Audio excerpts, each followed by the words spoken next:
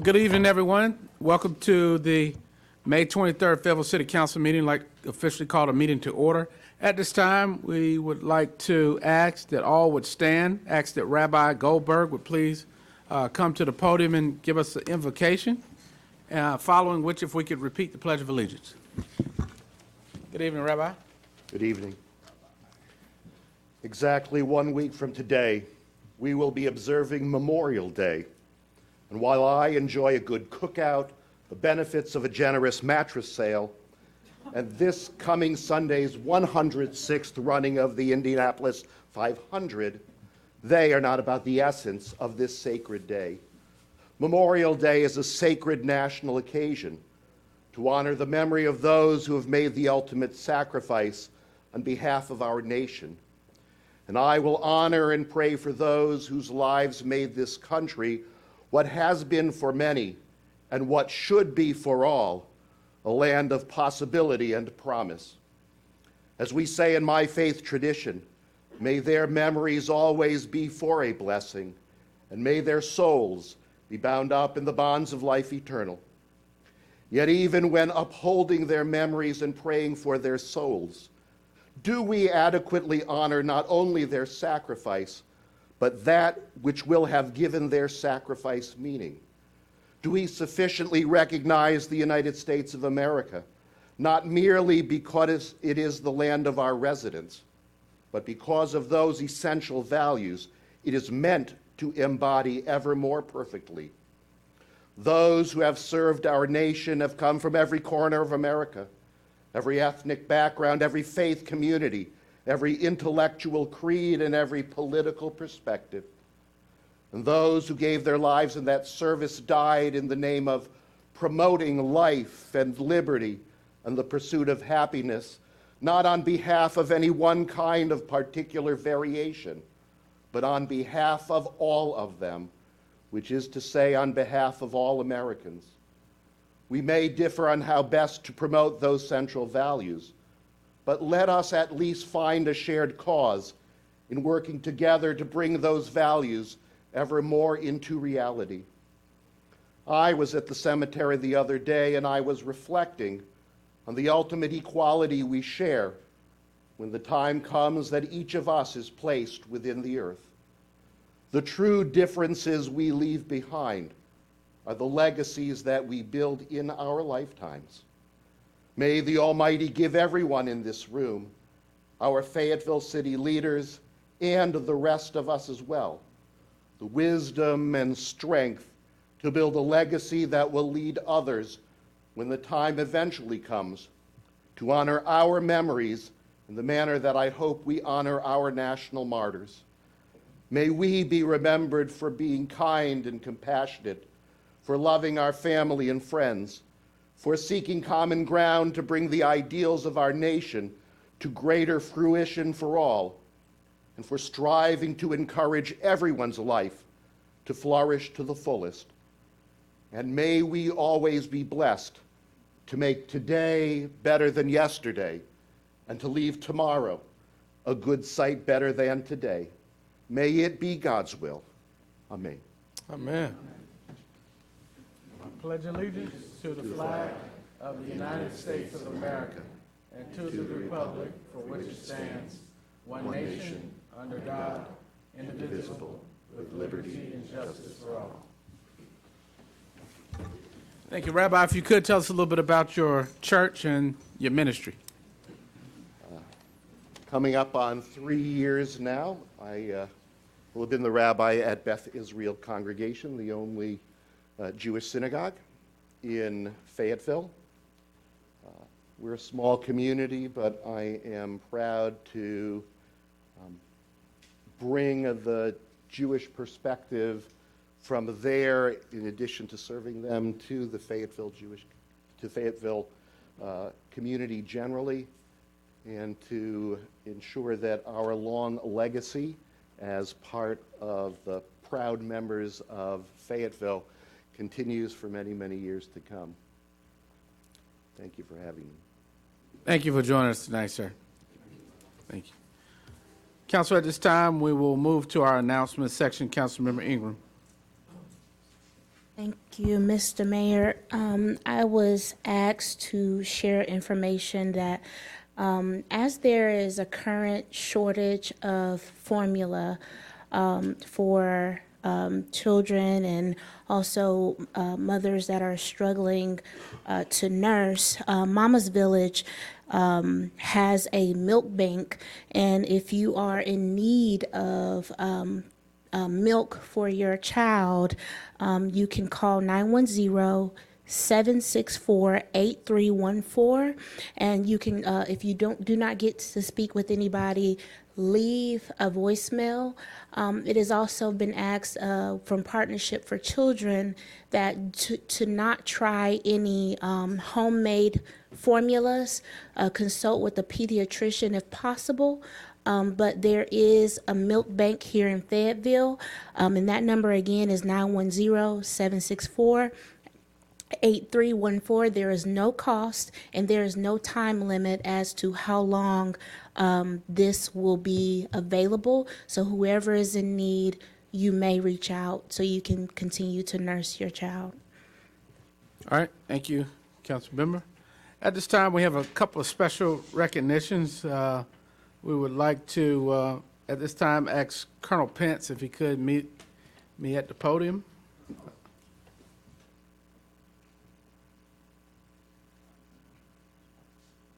Welcome, Colonel Pence. We are very honored to have you here. So I get the honor of reading about Colonel Pence, I now consider a friend of everything that he's done for us here in the city of Fayetteville, and we look forward to having him come back. Colonel Scott Pence is from Columbus, Ohio, and received his commission as an armor officer from the University of Michigan ROTC program. He began his career as a tank platoon leader in the 132nd Armor Battalion at the Joint Base Lewis McChord, and became the first Stryker Reese platoon leader in the 1st 14th Cavalry Squadron. As a captain, Colonel Pence commanded the tank company at Fort Casey, Korea. Later, the 75th Ranger Regiment selected Colonel Pence as the first armor officer to serve with the regiment. Colonel Pence started as the Chief of Operations for the Joint Task Force in Iraq and as a regimental assistant S3. He then served as the 75th Ranger Regimental Headquarters Company commander. Colonel Pence served as the Battalion S3 and the 2nd 503 Infantry Airborne in the support of the Operation Enduring Freedom in Afghanistan, and the Brigade S3 of the 1st 73rd Airborne Brigade in Vicenza, Italy. He was the commander of the 5th 73rd Cavalry Squadron Airborne. Colonel Pence deployments include 3 deployments in support of Operation Enduring Freedom and 1 development in support of in support of Operation Iraqi Freedom. Colonel Pence has a bachelor's in organizational psychology from the University of Michigan, as a master's in business administration from Webster University, a master's in operational arts and studies, and a master's in strategic studies from the School of Advanced Military Studies. Colonel Pence's awards and decorations include the Bronze Star Medal with 1 oak leaf cluster, Meritorious Medal, Service Medal with 5 oak leaf clusters, Army Accommodation Medal with 2 oak leaf clusters, an Army Achievement Medal with 7 oak leaf clusters, Iraq Service Medal, and the Afghanistan Service Medal.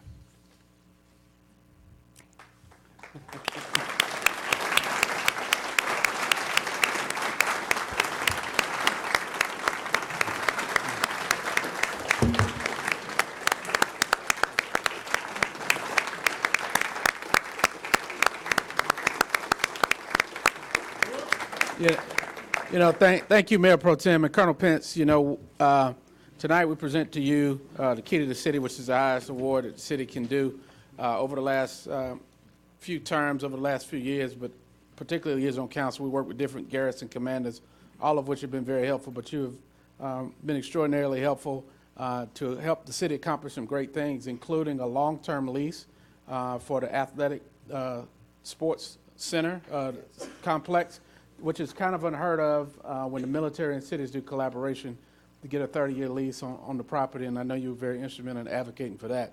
So just as a token of our appreciation for the city council, city of Fayetteville, we hate to see you move on, but we understand progress comes with change. We would like to present to you the key to the city. We'll hope to be back. Thank you, Mr. Mayor.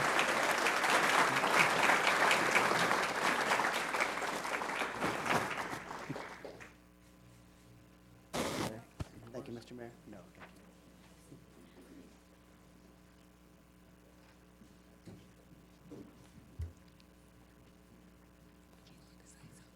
Would you like to, you good? All right, well, again, Colonel, thank you, and I know he's real modest and didn't want to have words, but at least want to introduce any family members you have with you tonight so you don't get in trouble later. No, I would definitely like to accept the key on behalf of the soldiers, the leaders, the paratroopers of Fort Bragg, and the home of the Airborne and Special Operations. And I'm joined here today with the beautiful Bronwyn Pence, who also sings with the Cumberland Choral Arts Group, and Lillian Pence, who runs track at E. Smith. All right, now, go to and Bulls. Eleanor Pence, who is at Albritton Middle School on Fort Bragg. All right, well, thank you.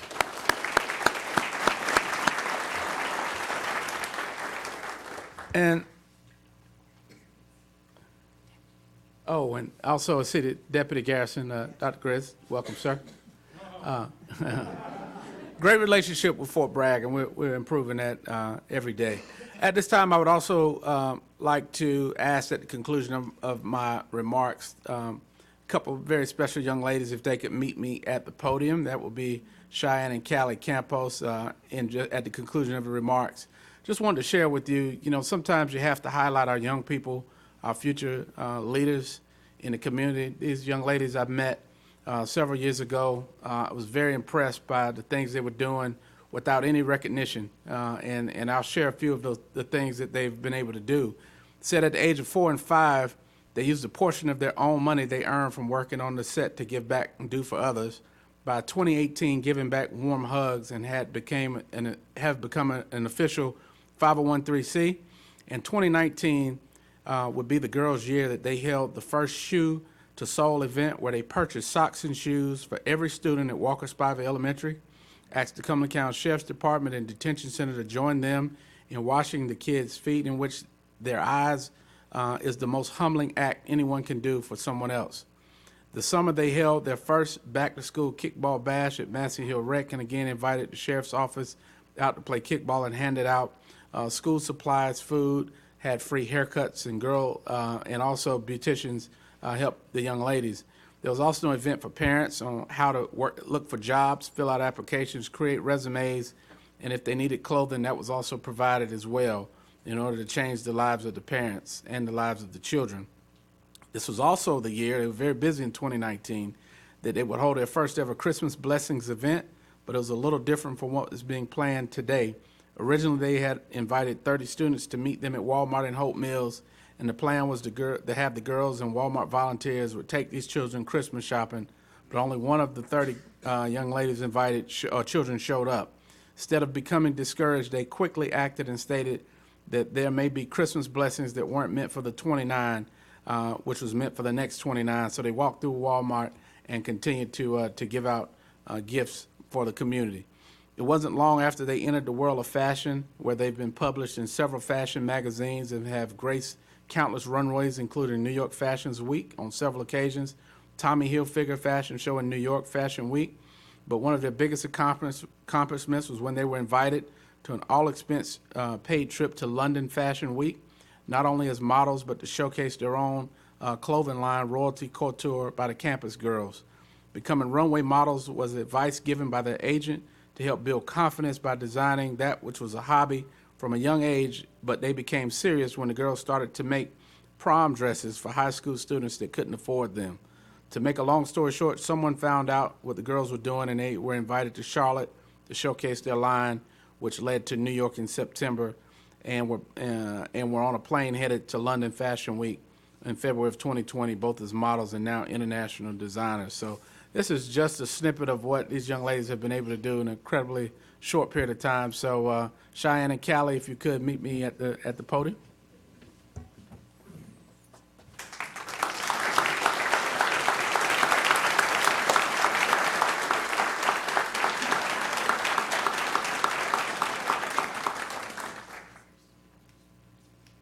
And you know, they're so humble, they had no idea they were getting anything tonight.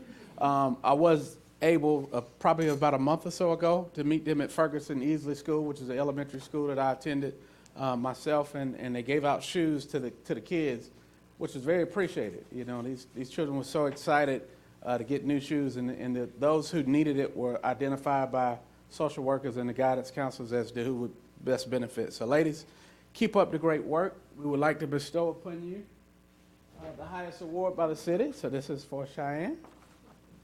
All right. Let's give her a round of applause.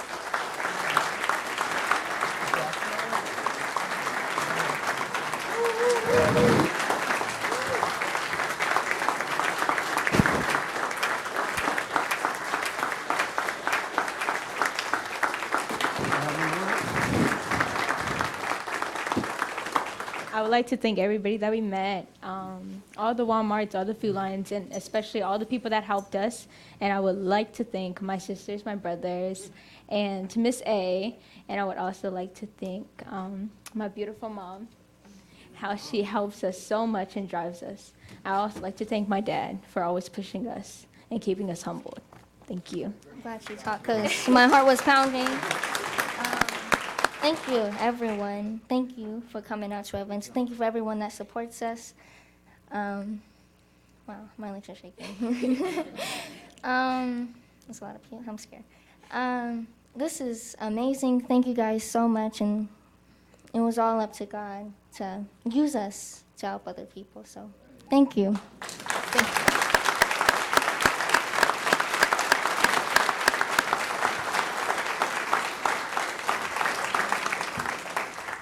Well, great. Some amazing stories, some amazing people. Thank you all, both Campos and Colonel Pence, and all of you in the community that are doing great things to help make Fayetteville a better place. We thank you. So at this time, we'll move to the 5.0 City Manager's Report. Mr. Manager, you have anything? Fantastic. Item 6.0 is the approval of the agenda. I know there were a couple of modifications. Councilman, or Mayor Pro Tem Jensen? Thank you, Mr. Mayor. I would like to make a motion to approve the agenda with the exception of 7.01 and 10.03 to bring back to the June 27th, 22 meeting, and to pull 7.04 for additional information. Second. All right, there's a motion by Mayor Pro Tem to approve the agenda with the modifications as mentioned, 7.01 and 10.03 to come back at a later date on June 27th, seconded by Councilmember Wright. Any discussion? Well, we'll get that during the consent. We haven't gotten the consent. This is just approving the agenda. So if there's one you want pulled for separate, we'll come up next. Okay. All right, any other questions? All right, council, iPads in use. We'll look to you for your votes.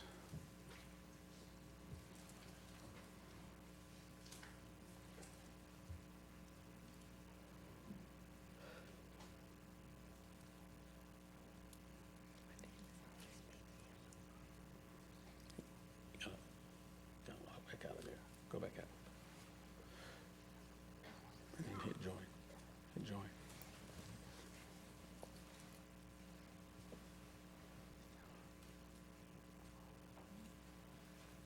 Ooh. I see you go.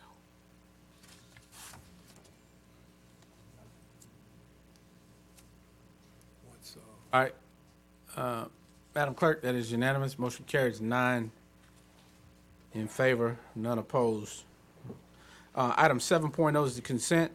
Council will look to you for action. Councilmember Wright, Yes, sir, Mr. Mayor. I'd like to make a motion to approve the agenda with the exception of item 7.04 for additional information from staff. So there's a motion to approve consent with the exception of 7.04, which will have a separate discussion. Is there a second on consent? Second, sir. Seconded by Councilmember Hare. Any discussion on the motion? All right, council, I'll look to you for your vote.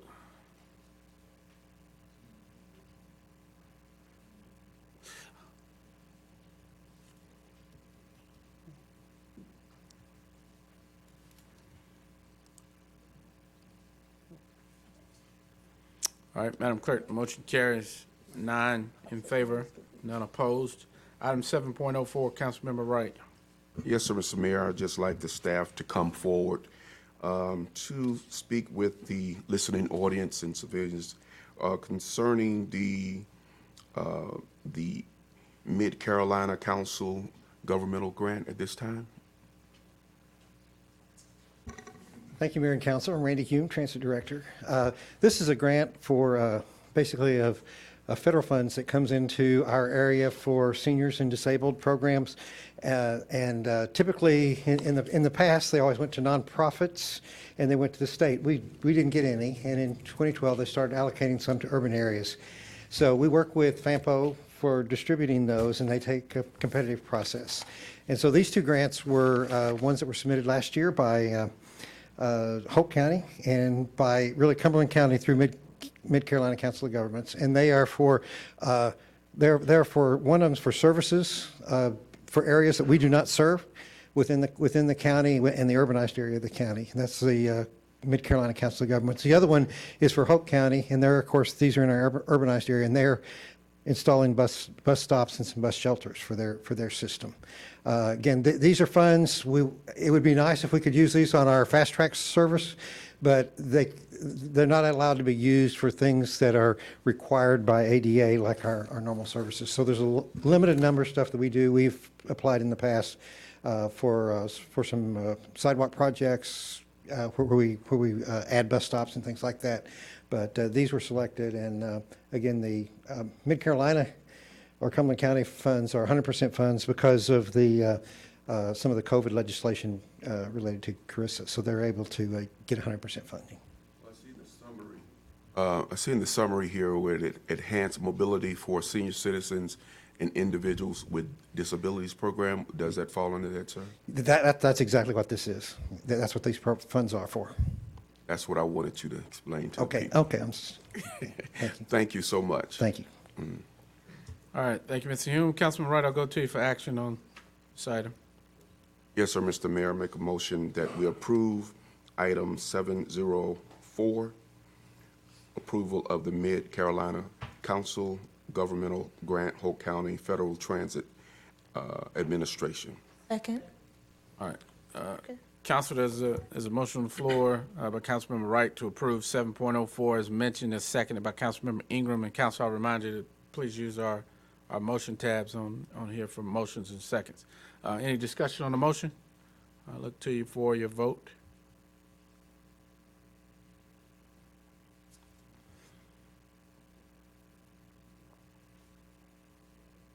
Madam Clerk, that is 9-0. Motion carries unanimously by those voting. At this time, before we go into the staff reports, if there are any who are here with us in the audience that would like to leave, we'll give a few moments for that as well. We welcome all to stay for sure.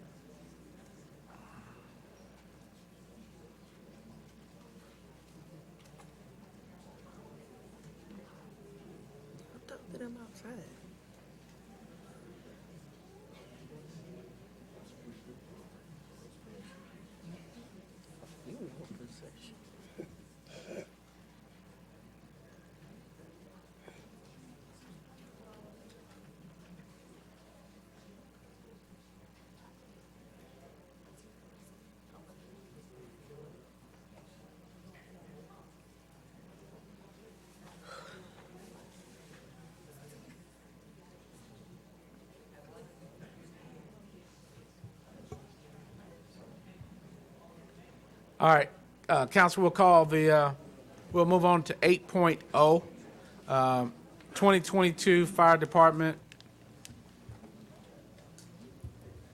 first quarter reports. Chief Hill, how are you, sir? Hey, good evening.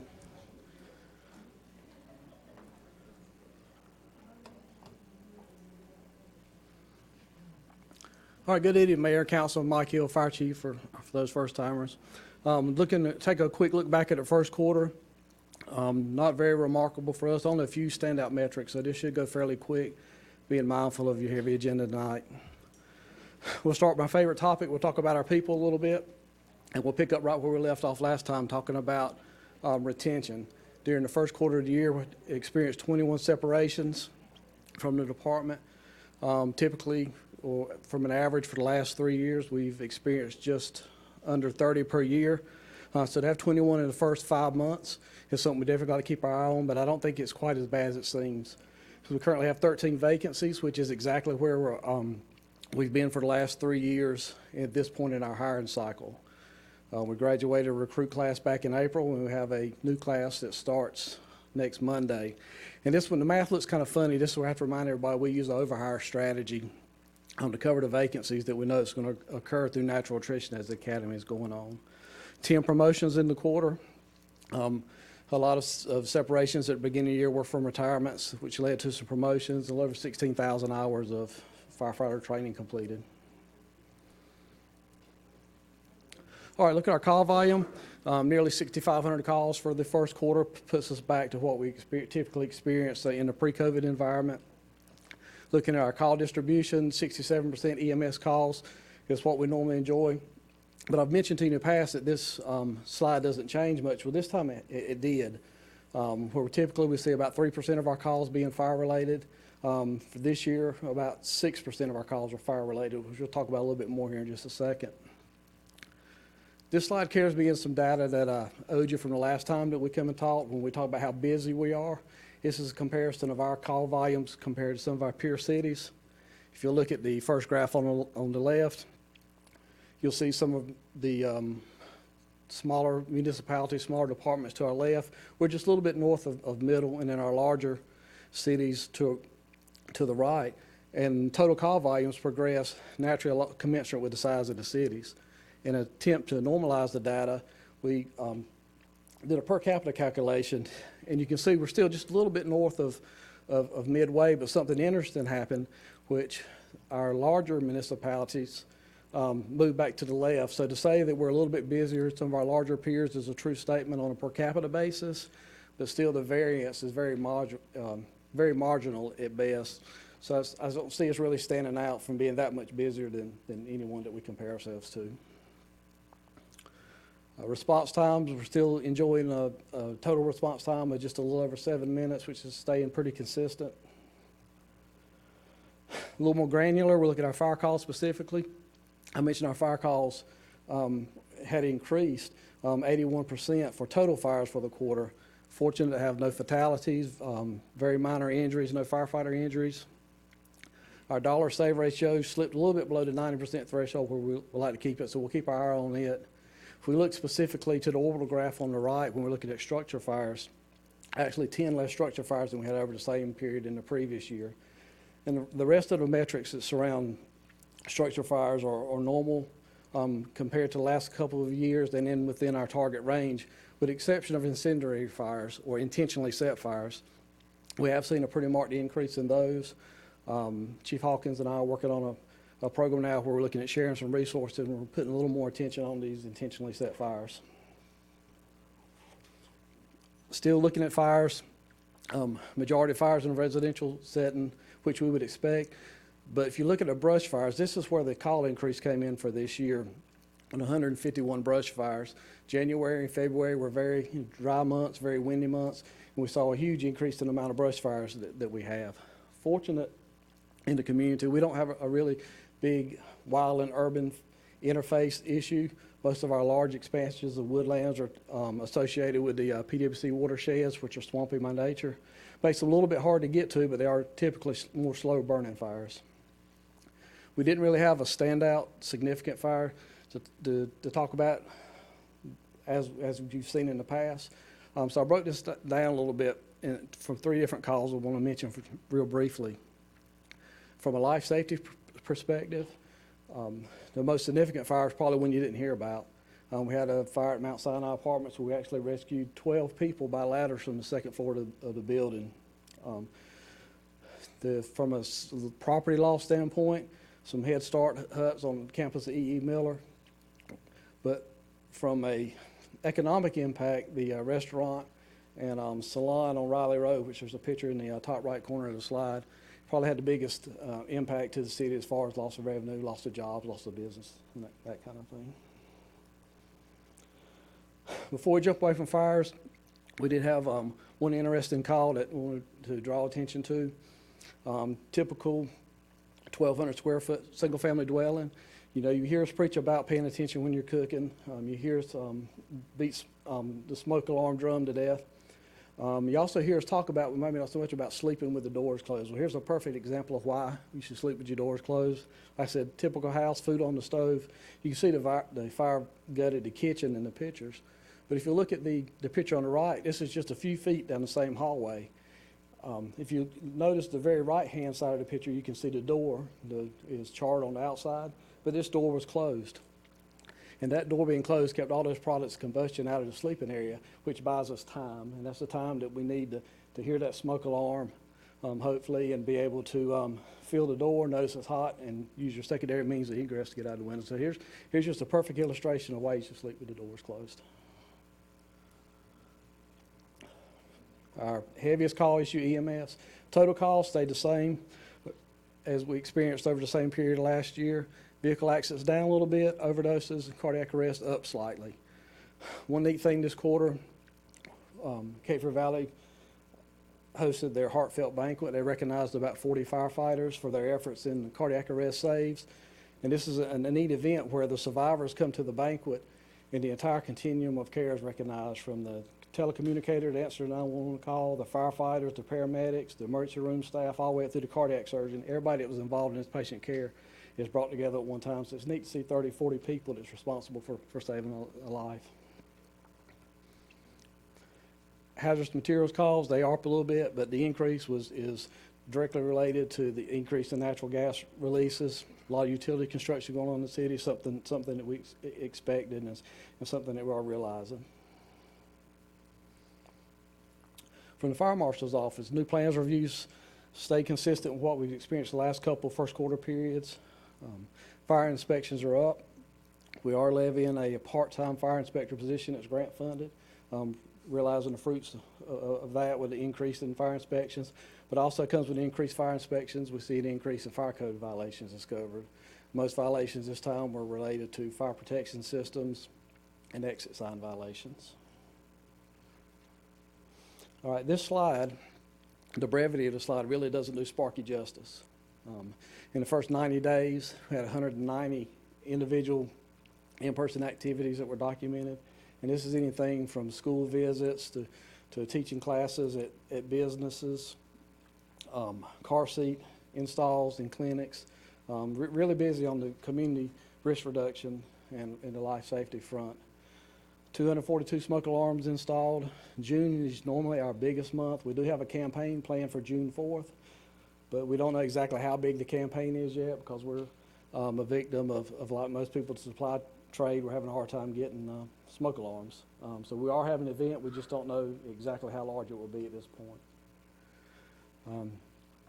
5 community disaster drills facilitated, the largest being a triennial drill at the airport. And we had a pretty large exercise simulation across the street at the ball stadium. And also to note during this quarter, with the assistance of, in conjunction with our marketing and communications department, the fire department's website was recognized for single-use platform, first place award, educating and engaging with personality for the public. All right, before next time, we should be back towards the end of August. Last year, we kicked off our first CERT Teen Camp with a huge success. This year, we're offering it again, 2 sessions, once in June and once in July. The July session, I'm told, still has 5 vacancies. If anyone's interested, you contact Melanie Dickerson at Cape Fear cert@gmail.com, or just reach out to the fire department through many of our outlets, and we'll get you connected. Really looking forward to that again. Thanks to your action, we're hoping by the time we meet again, we'll be close to, if not have a groundbreaking for Fire Station 4 relocation. Really excited about that, and thank you. And last but not least, there's a program we tabled due to COVID, is teaching a community hands-only CPR program. Survival rate for sudden cardiac arrest is less than 10%, but there's various studies out there that show if you can have bystander intervene and provide CPR, it increases that survival rate to over 25%. So we've set a goal within the department that we want to train at least 25% of the community in hands-only CPR.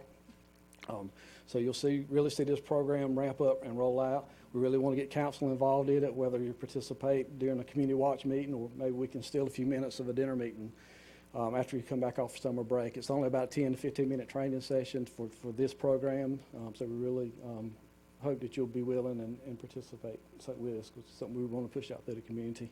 We feel like it'll make a difference. So with that said, I'll be happy to entertain any questions you might have. Thank you, Chief. Walk out of here.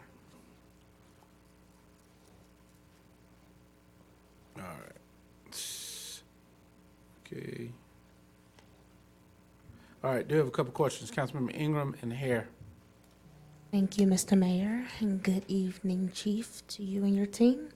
So I'm going to focus my questions surrounding resources. Starting off with, I think it was 59. That number is pretty much always high when it comes down to residential fires. When we talk about displacement, and I'm also going to tie this to hurricane readiness. When we're talking about displacement due to fires, how are we handling that process? I think it's American Red Cross that'll come in, and will they give vouchers to hotels? What does that process look like? They do. Anytime we have a fire when someone displaced, that's our first contact, and they'll send resources directly to the scene. And they will have a program where they house residents temporarily. I don't know how long it will be, but they do issue hotel vouchers and gift cards for personal belongings and stuff. Right. Thank you. Going to the overdoses, being up 15%, I think I saw where naloxone, I'm used to seeing Narcan. Is that the same thing? Yes, ma'am. Okay, up 15%. As we know, not all overdoses relate to a death. Coming out of is there some type of resource, rehabilitation that an individual can get connected to? We also know that's kind of voluntary. Do we do that to be able to? Within the city, except within the fire department, we have no specific programs, but through the hospital system there is, we refer people to. And I'm not sure if the police department has any programs. I'm trying to draw the pipeline here. So administer Narcan, you take them directly to hospital. They get out of hospital. Are they going to jail or for drug uses? I'm just trying to follow the process and of when there's an opportunity for them to receive rehabilitation. As I know, it's voluntary, but once they enter the EMS system, the resources is made available to them. okay. Doesn't mean it's mandatory, but it's made Right. available to them. Okay, then my final question is, as we go into hurricane season, when will we start to push out hurricane readiness? And I know we've had a lot of storms here lately that's caused a lot of debris to be left over. So as we go into that, one, are you all fully equipped and prepared? As we also talk about budget, but also when will we begin to really push that out to the residents? We did push some preliminary information out, but as we get a little bit closer to June, we really start seeing our efforts ramp up. Typically, even though hurricane season does start in June, we don't experience our heaviest hurricanes normally until later in the summer and early fall. So as we get closer to our prime season, we'll continually push out reminders and additional information. Okay, thank you so much. Thank you, Mr. Mayor. Yes, ma'am. Councilmember Hare. Thank you, Mayor. Thanks, Chief, for your report. You mentioned very excited about Fire Station 14 relocation groundbreaking. Can't wait for that. The hands-on CPR, give me maybe some phone numbers or something? My district is just so involved with the police and the fire. Where do they call to, or can we have that presented at a community watch meeting? We will. Once the program gets fully developed, it'll be rolled out through all the community watch meetings. And like I said, you'll be covered with information about it at that time. Not quite there yet, but it's coming. Okay, all right. I'll hold my next question because it was scary to be, well, when would that be? So you're not sure Not when that exactly. would start? Okay. We're getting close. Thank you, sir. Good report. Thanks, Mayor. All right, Councilmember Wright. Yes, I think you mentioned a number of fires that took place. My question to you is, what do we do when your firemen engage in fires and see a person burned or seriously injured? Do we have any recourse for them for counseling? Or what is the procedure when your firemen engage in something like that for mental health? We have a pretty active peer support team within the fire department that looks after each other for that kind of thing. We also have, the city provides the benefit for employee assistance program for professional counseling for that. Okay. And also our chaplain corps. So we have several avenues depending on the person to help them get through deal with the issues. Okay, that was my concern. And do you have many of that, or does what you have, is it working for you? It seems to be working. That's an issue within the fire service in general. Mental health is becoming a big concern. I think it's probably because we're just more aware of it, and we're realizing it's more of an issue than at one time we thought that it was. All right, well, thank you. That's what my concerns were. Thank you. Thank you, Chief. I don't know if this may be for you or for Chief Hawkins coming up next. The naloxone, I know that the Narcan, I know you administer that after someone has experienced an overdose. Some communities have these fentanyl test kits.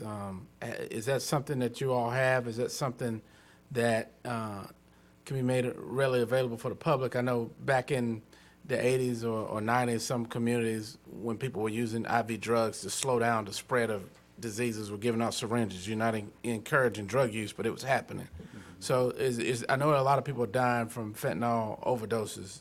Are there any steps or efforts or kits that public can get, or some of these nonprofits that deal with substance abuse can get for their clients? As far as test kits, I'm not aware of anything from our side. And there, you would probably have issue for us because we have a responsibility. You can't bring us fentanyl and then expect us not to charge you. So. No, I don't mean them bringing it to you, but the strip kit. Like let's say when they give out condoms to slow down AIDS, they give out syringes to slow down drug use. We don't have that. Yeah, that's my question. Okay. Have you seen or heard of that in any communities? No, sir. Okay, yeah. And I think nowadays it's going to be very difficult because of what they're doing with fentanyl and how they're lacing it, lacing all the drugs with fentanyl, sir. So it's ever changing, and so that's a crisis right now of trying to figure out what type of kit you create. Okay. All right. Thank you. All right. Have a Councilmember Ingram see a motion button is pushed. Yes, Mr. Mayor, thank you. And I do want to briefly add, I don't remember where it was, and I'm not saying that we should do it, but I do know there is a place where it's nowhere near here, but there is a place where a person can go if they do have a substance abuse issue, where it can be administered to that person rather than them being on the street. I know it exists somewhere, nowhere near here, but I do know that there is something like that. But I would like to go ahead and make a motion to approve the report as presented. All right. There's a motion by Councilmember Ingram. There's a second button pushed by Councilmember Kinston. Discussion on the motion. All right, Council, I'll look to you for your votes on iPad.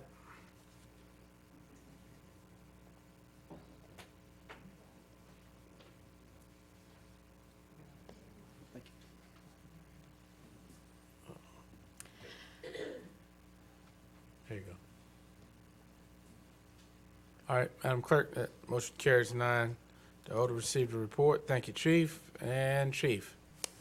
Good evening, Mayor and council members. I want to before I get started with the first quarter presentation, I do want to just take a moment to remind us of the police department, how amazing leaders that I have working with us as a team. And to remind you, only because Friday we had a retirement. And then we are about to have a number of retirements and people in higher command leave. So I want to be able to acknowledge them because this is going to be their last quarter report that they are, I'm messing up, that they are present for. And I want to bring them up a little bit one at a time, just really quick, and just to acknowledge them. I'm going to start with Major Brian. Major Brian is not retiring, but Major Brian just got, can you come up, Major? Yeah. Major Brian is one of our majors, and he is going to be the new police chief for Fayetteville State University. And he's a Thank Kappa, by the way. Okay. And north side. Friday, we had Captain Devon, who retired. His father worked for the police department. His two uncles worked for it. So he's not here, but he retired and very well deserved. He's worked with the fire department. Captain Devon is also a firefighter with Vander, so very well. Next one up is going to be Major Spadarico. Yes, Major Spadarico. And why I say we're a team of teams, leaders, Major Spadarico, I'm going to let him say just a couple words, but he sits on not just state, but national boards, national task force, lots of support, and he's the go-to guy. So you want to say a couple things real quick? This is going to be your last. Well, actually, you might say something in the middle of the presentation, but you come up real quick. I've thoroughly enjoyed my time here at the city. I grew up not here, but I did grow up here. I've spent the majority of my adult life serving this community. I've made a lot of great friends. I appreciate all the opportunities the city and police department has provided for me to grow. I've made some amazing connections, as Chief said, throughout the state and throughout this nation that I would never had if it wasn't for the Fayetteville Police Department and the opportunities that it presented to me. So I appreciate, and I'll always be grateful. Over 30 years coming from Fort Bragg, stayed here, and this is his new home. Of course, he has family that's here. His daughter works for us, all that. Last but not least, of course, we have Chief Kelly. And Chief Kelly is retiring, and this is his last quarterly. And, you know, he's born, raised, and has served us, and he's not going to go far. He's still going to be here, but please, Chief. Yeah, Chief, I ain't going far, I don't fly, so I'm not going too far. Mayor and council, I'd just like to say it's been an honor and a privilege to serve my hometown. It's none other experience that you can have. I went to school with Ms. Kinston in junior high school, so that's how far we go back. But you can't put into words how you get an opportunity to serve the citizens of Fayetteville, where I grew up, and then serve the men and women who protect this country. So when they go off and fight wars to keep us safe, we had the responsibility to keep their family safe. You can't buy that. So I just want to say thank you and look forward to seeing you guys on the street somewhere.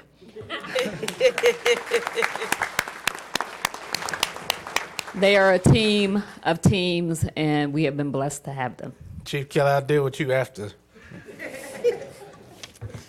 So let's get started. Oh, before we get started, also, you all approved last November different strategies that we've utilized to deal with violent crime. And one of those strategies is creating a violent crime advocate that's going to start working with us as a city to create community public solutions. And I just want to introduce him and bring up whoever's here with him, Kevin Brooks, just to share a little bit, just 3 sentences maybe, about what he's doing. He's already been out in the community. He's already been in training, and we're waiting for a landscape analysis, as you're aware, to guide us on where we should be going as a community.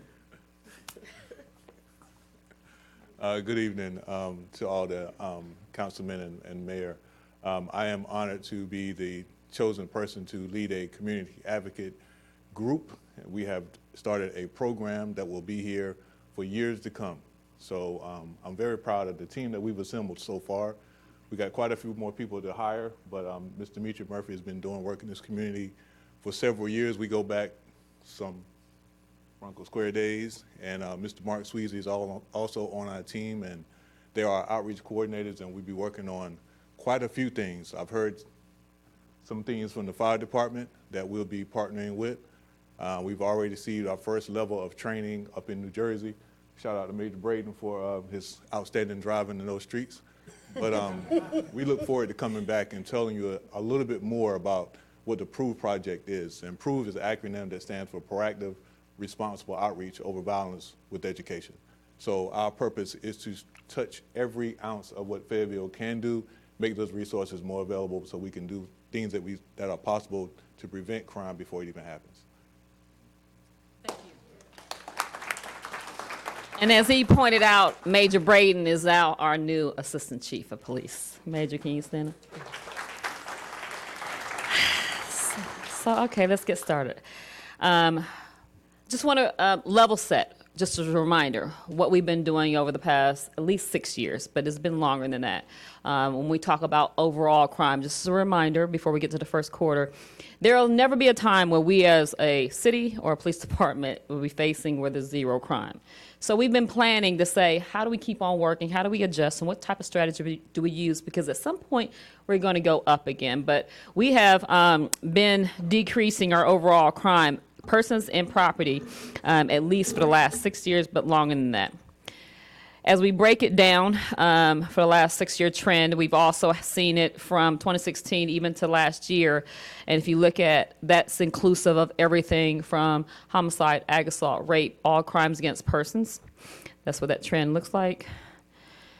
And then we also have the property crime trend going downward. So this is just as a reminder, just so we can see where we're at for the past few years. So part one, or our NARBIS crimes, our total group A crimes, persons from last year, we're increasing. Remember, this is first quarter from January through March numbers, property and persons. And we saw a larger increase, especially in January and February. We saw a lot of, you'll see later, motor vehicle thefts increasing. So we spent a lot of resources doing that. This is our review of what type of arrests that we're making within the city. We saw an increase in arrests of proactive work. Then we start breaking down what our homicides. Remember, this is from January through March. And at that rate, we saw just a slight decrease in homicide, just one number. Rapes, a slight decrease. Aggravated assault is an increase. And all other persons' crimes. And then we looked at our property crime, and as I explained, as we monitor our crime weekly, if not daily, but weekly as a team. And we saw a lot of trend towards motor vehicle theft, and we put a lot of resources to try to say, how can we look at that, focus on that, and we were able to make a number of arrests for motor vehicle theft as a result of focusing our resources to that in the first quarter. Remember, we always look at homicide, and we look at all death investigations because the homicide unit has to go and review all death investigations to determine whether or not it is anything nefarious that's going along with it, or if it's a true homicide, or if it's a natural death. So we all saw an increase in overall death investigations from 21. As we break down the true homicides that we've monitoring at that first quarter, we saw we do an analysis of the suspect, gender and race, as well as victimology information. Then we also look at the possible motives, the preliminary possible motives, and seeing what are we looking at, what's it related to, and how can we focus our efforts and our resources to investigating it for other units. Then we look at our aggravated assaults, and we already shared before, our aggravated assaults had an increase, and we also look at domestic violence had a big increase. Even though the number 10 seems low, it's still in the felony category, something that we really focus on. As you know, we have task force officers in order to duplicate our resources to take them federally when we have cases, when we have numerous repeat offenders, and we realize we need the resources of the federal government to help us prosecute some of these cases. In our first quarter, our task force officers made 5 individual federal sentences, 11 federally indicted individuals, and we're pending adjudication with those. First quarter, we seized over $166,000 that was associated with their particular criminal activity, and they themselves pulled 7 firearms off the street. This is just information from our narcotics unit alone. We monitor that to see what the trends are in the community.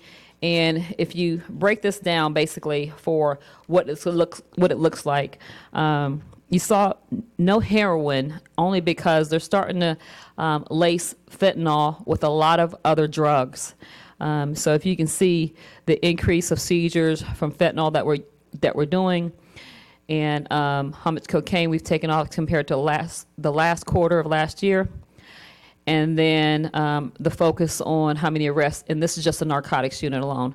I set the bottom number to look at the entire police department and what type of weapons that were taken off the street, because we understand a lot of the violence is being utilized by guns. This is a new slide that we wanted to share with you. And we do what we call as a 9 p.m. routine, where we remind everyone, please lock your doors, car doors, house doors, everything. Because we see a lot of unlocked vehicles from 21, that's the numbers from 2021 of all the motor vehicle thefts when they were broken into. 69% were unsecure. All people are doing is going and pulling on door handles and getting in vehicles and stealing items.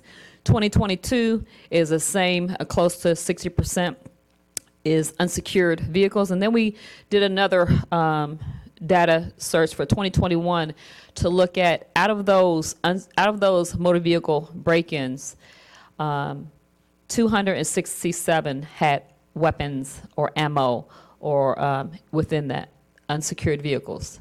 And then since 2022, this is actually year to date. This is not just the first quarter. We've had 80 motor vehicles that were unsecured and weapons were taken out of. So that's a lot of things that we as a community can take ownership in saying, why are we leaving our vehicles with our weapons inside of our vehicles to get it stolen? And there's rarely a time that you're going to have a window broken into a car to get into it. Most of the time, they're just going to pull the handle to get into it.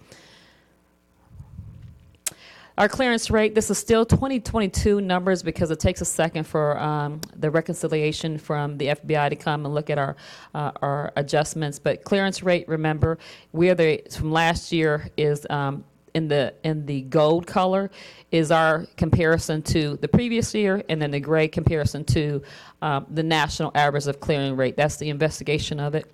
And the only one that we are below right now is the solvability of our aggravated assaults that's happening. We want to talk about our traffic fatalities because that's another major issue. We've seen a lot of speeding happening in our community. We see a lot of motorcycles, and this is just the first quarter. We've seen even more.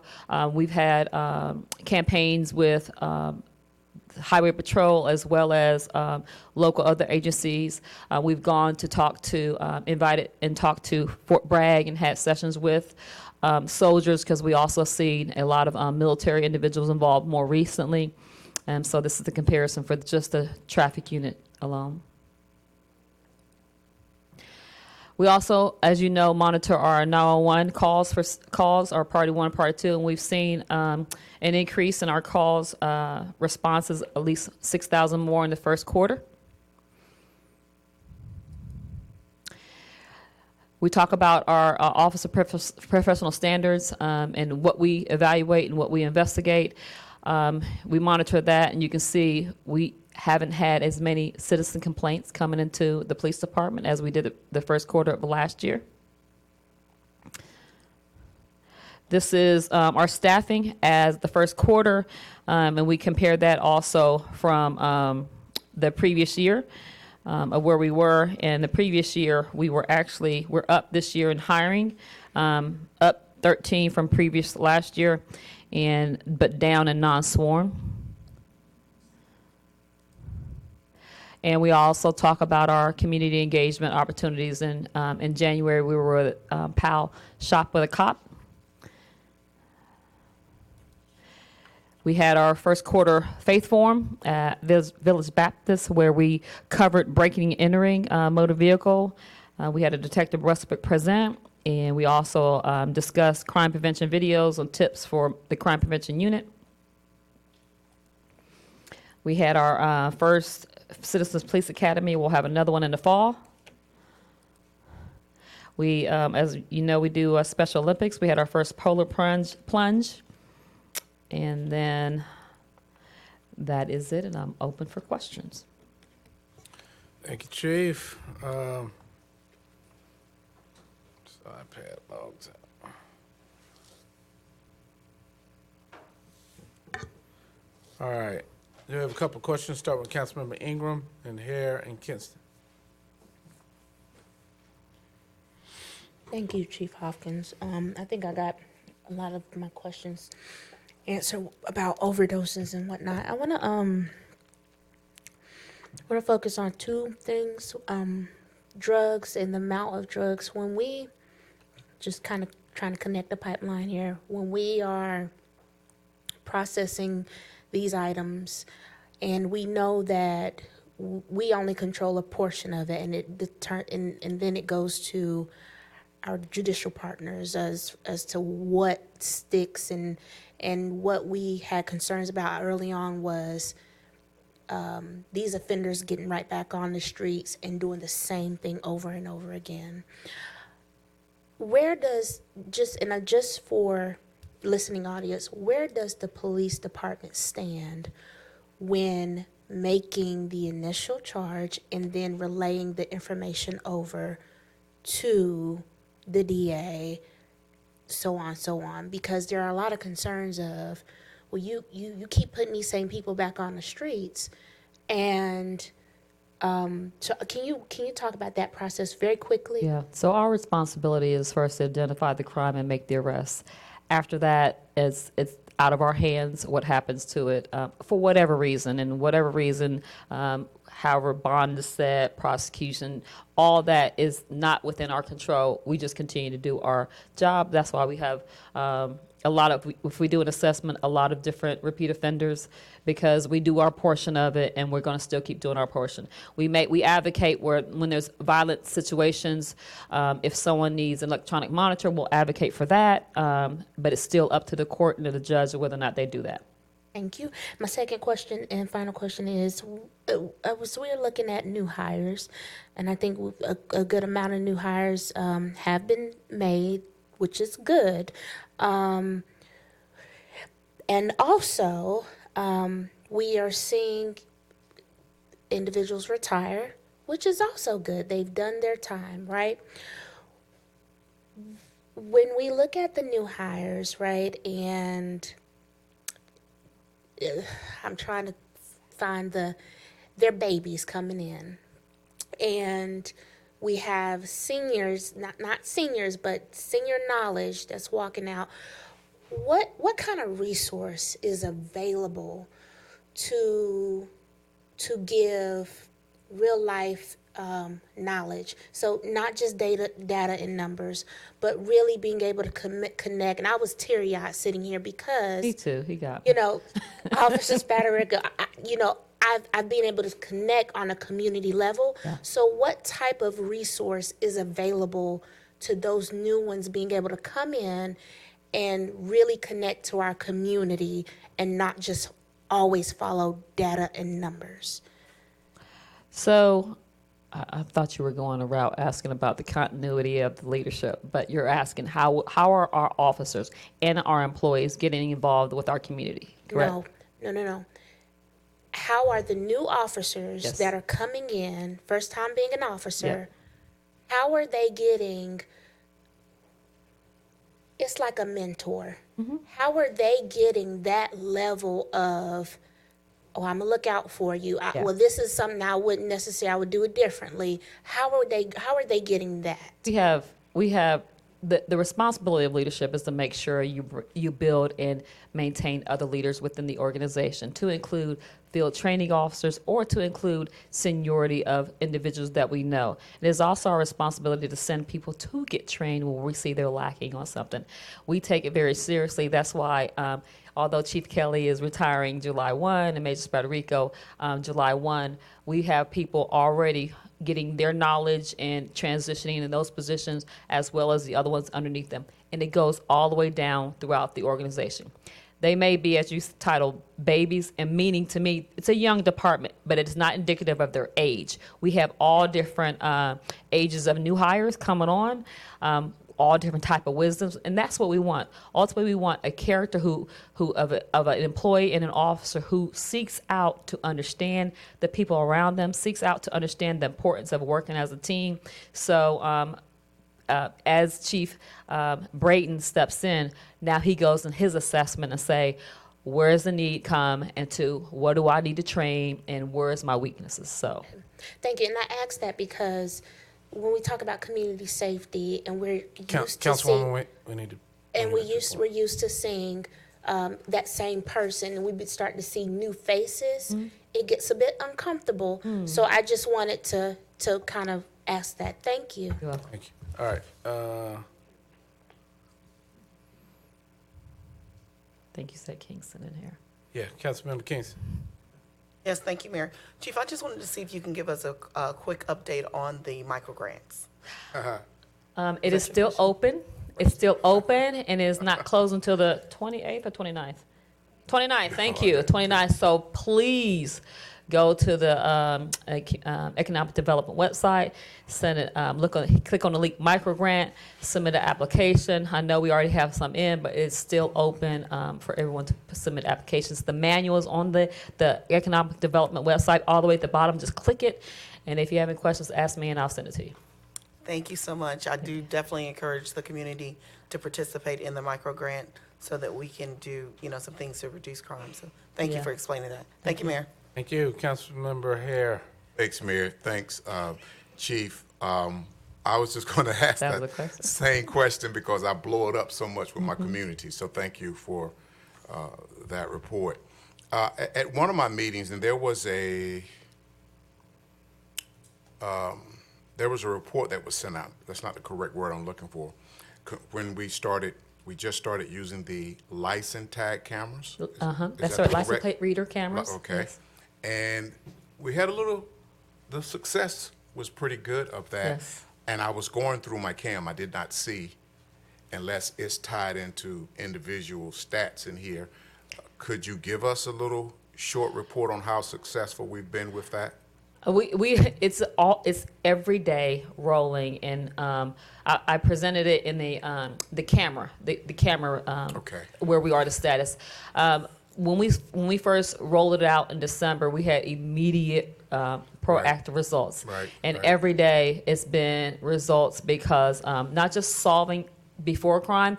Remember, it's real time, so an officer can see alerts if they see a stolen vehicle, if they see an alert for a suspicious vehicle in the community or in the area. An example would be we had a K9. What was it?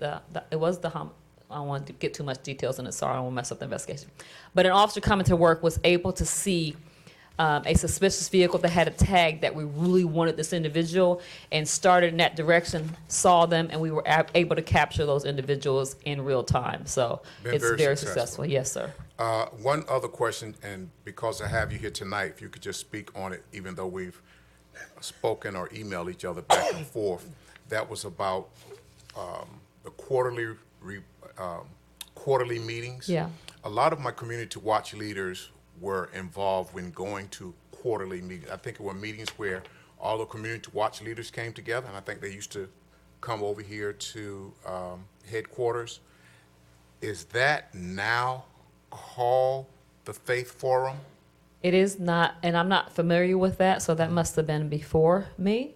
But we have a faith forum. But on top of that, we will come to any community watch group if you need an update from the captain or any rank, any command will come and update whatever they need. We have so many. We have over 160 that Right. meet in different venues, right? Correct, Whether correct. it's it'll be hard just to say. let's all meet and to cover what topic, because everyone has different issues throughout a community. So we haven't had a quarterly, what you're titling a Yeah, community. it was something like that. Maybe it was a little earlier at that time. But as far as the faith forums go, and I know that anyone within the community can come. Absolutely. Along with our community watch leaders.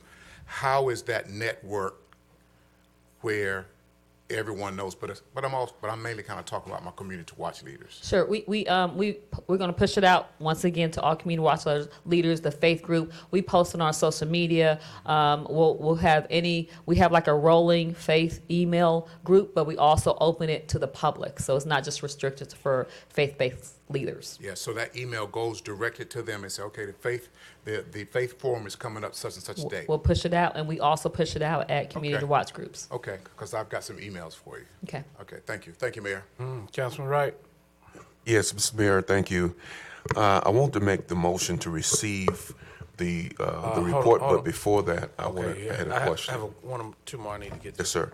I want to see your input on drive-by shootings. Yeah. I didn't actually see a statistic on that and how you look at that, but there's been some shootings where people will drive by and shoot up homes or shoot up a house. I'm very concerned in that as to, no one has been shot or anything of that nature. How do you look at if someone shoots a bullet and it's several bullets? Is that one incident, or each bullet is an incident? And after the shooting is done, how do you deal with that? Because the residents are still unsettled. They're moving back and forth. It's just a situation. That is considered an aggravated assault, and that's one of the things that are increased in our year-to-date. And we count the number of victims in the house or facility or car. So it's not the bullets, it's the number of people individually. And it is a continued crime.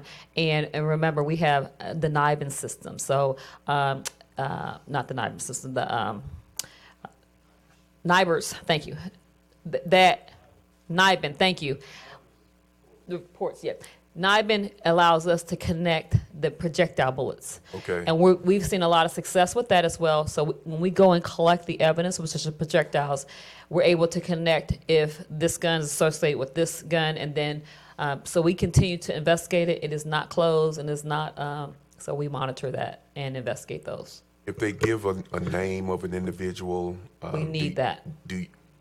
Can you go make an arrest based upon the name, or No, just sir. have to continue the investigation? We have to Okay. continue to investigate. We need a lot of evidence to prosecute someone, yes. Okay. But it does help us. That's so if you know anyone who provides us with assistance and they don't feel comfortable talking to us, they can call Crime Stoppers and give us that information. But we definitely need the community, when you have that, if they have a suspect, help us out with following the leads with that. Car tag numbers, things of that Absolutely. nature. Anything they Any have, we information. roll with it, yes. Thank you, ma'am. All right, Councilmember Jones. Thank you, Mr. Mayor. I'll make this quick. In regards to the community watch groups, I want to kind of piggyback off that. I know sometimes during those meetings, the communities will make mention of they're seeing an increase in illegal activity, or what they deem suspected illegal activity, where there's individuals walking later at night after 12 p.m., 2 o'clock, standing at the corners, things of that nature. Could you share with the public when your officers receive that information, your safety officers that are there at the meetings, when they get that, what happens when they bring that back to you? I know we tell them to call 911. I do want to stress that, because it really helps. To me, it helps you all really identify, because there's something going on in this area. So I think I would be safe to say you necessarily wouldn't be calling too much if you really genuinely see suspicious activity, things of that nature. So can you share what happens with that once they share that legitimate concerns there? So not only should there be a crime prevention specialist there, but there should be an officer, and if not a commander, there to help answer questions. And although there is suspicious activity, we are constitutional police, so we have to make sure we'll go check it out, and we have to have a legal reason to inquire if we see something. But suspicious activity, unfortunately, is not walking down the street. but we'll still go by. Please tell us. We'll go by and see it, and we may question like, hey, what are you doing? Things like that. But people have the right to not talk to us if they're just walking down the street. But we want the call, because that one call might make the difference of we have another thing going on in the neighborhood. So please tell them to call when they see it happening. If they want to wait, if they see regular things happening on a continuous basis, they can share it during those meetings, or they can share it ahead of time with the captain, so or any officer they see. So. Okay, and then to follow up with that, so what would constitute for them, because I really want them, I like educating, so what would constitute a reason for increased police presence or activity in that area? It's their view, and we are open to their perception. And if their perception is they know their neighborhood and they see something that if once they communicate that to us, then we go and do our own assessment to see what we can see on our own. So I don't want to say, in your neighborhood, if you see this, that's a result, because they may see something that they know for sure is out of the ordinary, and we need their presence and their viewpoint from it. Sure. Then my last question, and this may be something we can talk about later. I know nationally you talked about the meth and the fentanyl use, and I know some reports even have it as bypassing marijuana use, which is, to me, is just incredible. It's just an incredible statistic. But do you foresee, I know years ago, and it's still in the communities, but the response to something like crack cocaine back then, do you see a response similar to that coming in regards to those two particular drugs, since it really is becoming more prevalent? Are you saying response to how it's impacting the community? How it's impacted and how we respond to it. Because I know there was like really aggressive when that particular pandemic came in. So I just wanted to ask that question, because it's, to me, in some areas, it's even worse. So I just want the approach of it from the.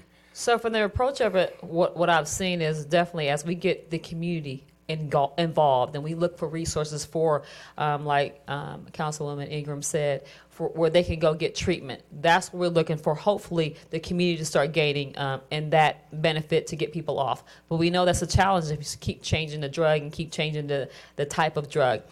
As far as our response, I'm not quite sure. I don't think we're going back to 5 strikes you're out and imprisoning, because you can see we administer Narcan and people are able to leave and go.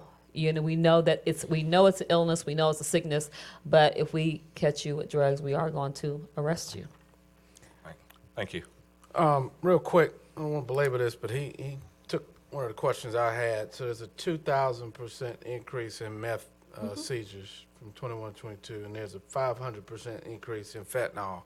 So the question is not the user, from the user aspect. We understand they need treatment and all of that. What we're talking about is the folks who are selling and who've turned this into a business. So are we utilizing, I guess that was kind of my question, you know, you and I have talked about this offline. Back in the early crack cocaine days, it was federal and state crackdowns on those who were selling it, not asking for mass incarcerations, but this is actually killing people, you know, as opposed to what crack did. Crack killed people indirectly with the violence, but what are we doing from a crackdown standpoint on those who are selling this stuff? So as you saw, that we work with our federal partners already and our task force officer to prosecute that. But we also, even I think it was last week, we charged someone who was selling, even though they overdosed, and we knew that was a seller in an environment of like 3 people overdosed, and this was the person, and we charged that person with distribution because we knew that drug was very, very dangerous. So we do go after when we can, but it takes a lot of evidence to prosecute someone or to prepare a case for the DA to prosecute, but we do make every effort to do that as well. All right, thank you. Councilman Wright. Yes, sir. Thank you, Mr. Mayor. Just want to make a motion or to move to receive the police department's report for the first quarter. All right, I had a motion by Councilman Wright, seconded by Councilmember Kinston. Discussion on the motion? All right, Council, I look to you for your votes on your iPad.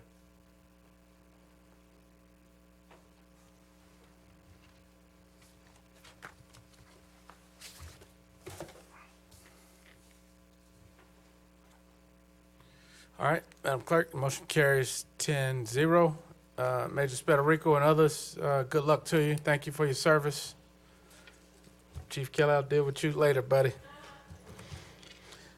All right, All right, council item 9.01, legislative hearings. Mr. Harmon. Thank you, Mr. Mayor. Give me one sec to.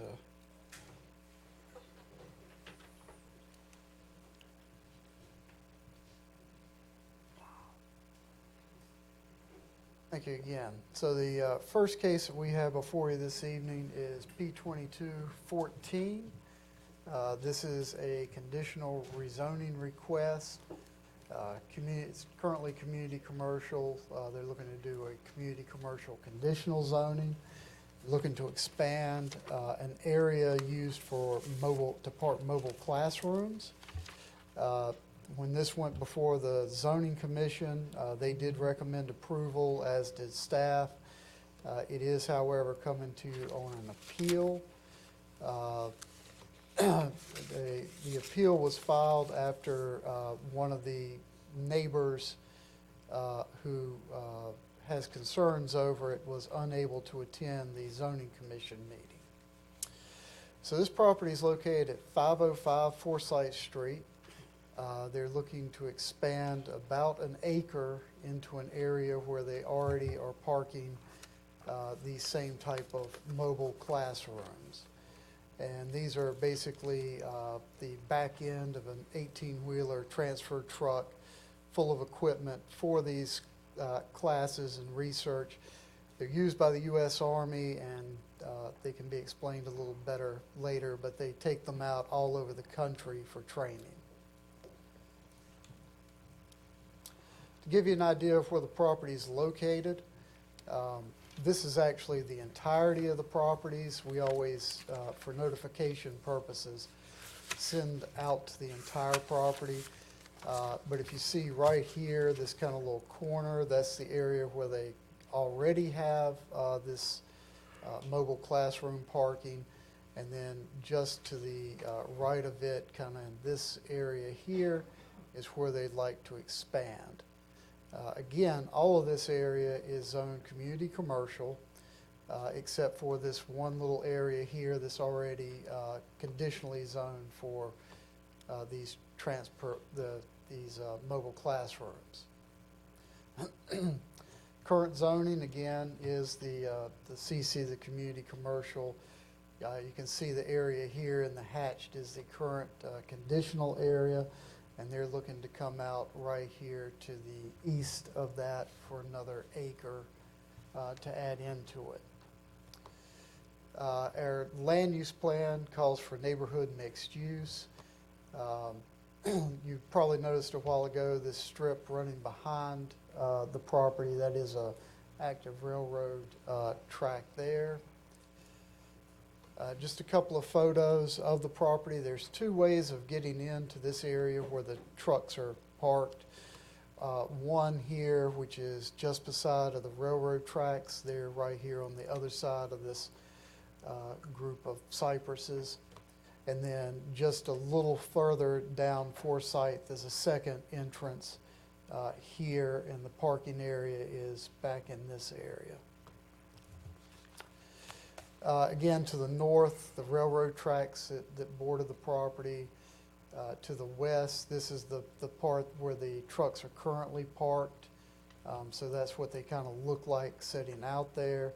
And then to the south, on the south side of Forsyth Street is a residential neighborhood. Again, Zoning Commission and staff have recommended approval. The proposed zoning amendment, we felt, implements policies adopted in the future land use plan and those found in the UDO. But the future land use plan calls for the subject property to be developed as neighborhood mixed use. That's best described as neighborhood scale commercial, horizontal mix of uses, vertical in some locations up to 3 stories. And again, all of this area where this is already zoned for our heaviest community commercial. that the uses permitted in the proposed change in zoning district classification standards would be applicable to the immediate area of land being reclassified due to the existing zoning and uses surrounding the property, and neither felt that there were any other factors that would substantially affect public health, safety, morals, or general welfare. Mr. Mayor, that concludes the staff's presentation. If you would hold any questions of staff until after the public hearing, that'd be appreciated. All right, thank you, Or Mr. Harm. legislative hearing. All right, evidentiary, yeah, legislative hearing. All right, thank you, Mr. Harmon. So, all right.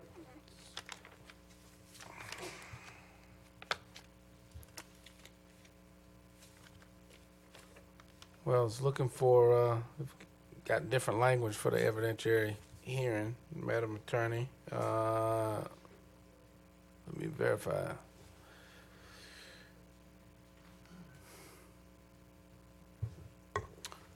Mayor, this is just a regular public hearing. and- Okay, so that can apply.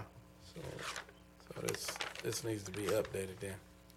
All Yes, right, I will speak to the planning staff. Individuals desiring to speak at the public hearing must have signed up to speak with the city clerk by name and address before the start of tonight's meeting. 15 minutes will be allowed for each side to issue at the public hearing.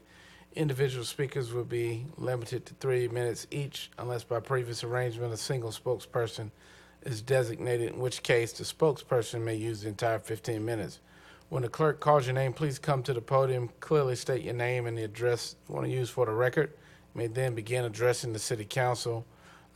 When your light turns from green to amber, that means you have 30 seconds remaining. At the end of your allotted time, you will hear the timer or you'll be notified. With that, Madam Clerk, I will open the public hearing. Madam Clerk, please call your first speaker.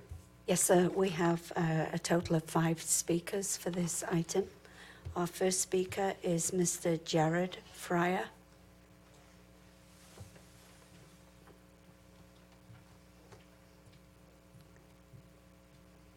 Good evening. Jared Fryer, 505 Forsyth Street, Fayetteville, and I'm going to defer my time to Mr. Charleston. You don't want to speak? Okay. Our next speaker is Mr. Franklin Clark.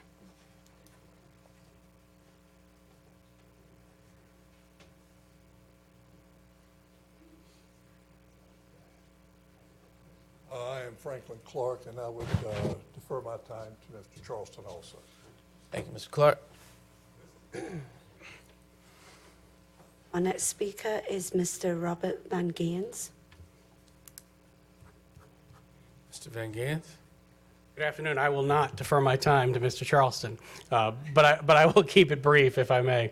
Robert Van Geens, President and CEO of the Fayetteville Cumberland Economic Development Corporation, here tonight on behalf of CACI, an employer of 171 high-tech workers here in Fayetteville, with 45 at this site. The company is growing and looking to add more, paying roughly 2 times the average wage. Quite frankly, these are the exact type of jobs, the technology jobs, that you have asked us to go out to find, recruit, and grow. FCDC is admittedly an advocate for business. However, we do value the concerns of our neighbors and our fellow residents. When you're asked to review an application like this, where you have differing uses in proximity, the difficult question before you is, can you accomplish the goals of the business while protecting the interests of the residential property owners? As we'll hear in greater detail, the applicant has voluntarily offered conditions that will increase screening, improve and consolidate driveway access away from the residents nearby, eliminate any potential noise issues, and importantly, expands along the railroad tracks away from residential development, where across the tracks is a substation. Respectfully, I ask that you look favorably upon this request, allowing for job creation while increasing the protection for neighboring property owners and retaining one of our most dynamic employers. Thank you. Thank you, Mr. Van Gans. Our next speaker is Mr. Jonathan Charleston.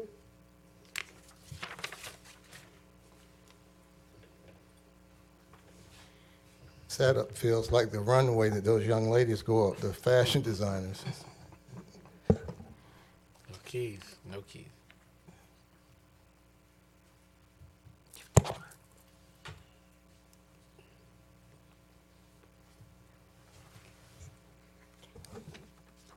Good evening, Mayor and members of City Council.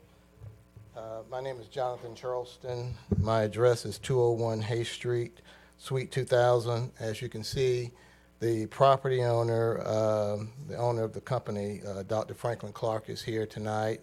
His family has owned this property for probably 50 or 60 years. We also have Jason Clark from Khaki. Mr. Clark, if you'll stand up, please. That is the prospective tenant for this property.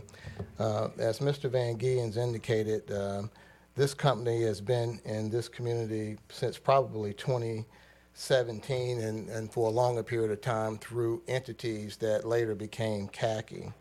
The owner requests, as Mr. Harmon indicated, that City Council grant conditional rezoning from community commercial to community commercial conditional zoning to expand an area that's used for mobile classrooms.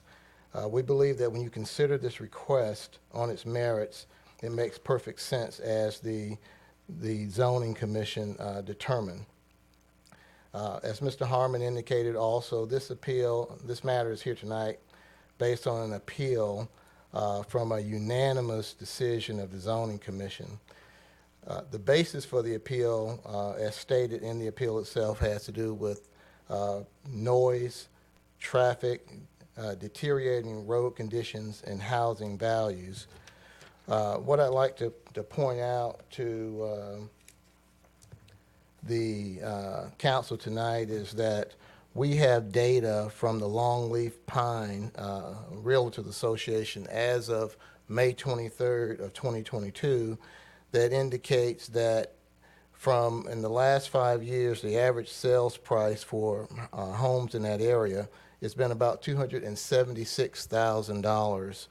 Last year, 1 year ago, the average home values were up to $298,000, actually $298,000 if you rounded it up.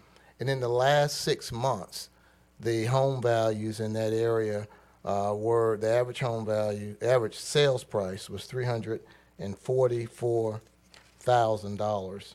So a couple of things we'd like to point out is that the housing values, in fact, are not going down. They're not being adversely impacted.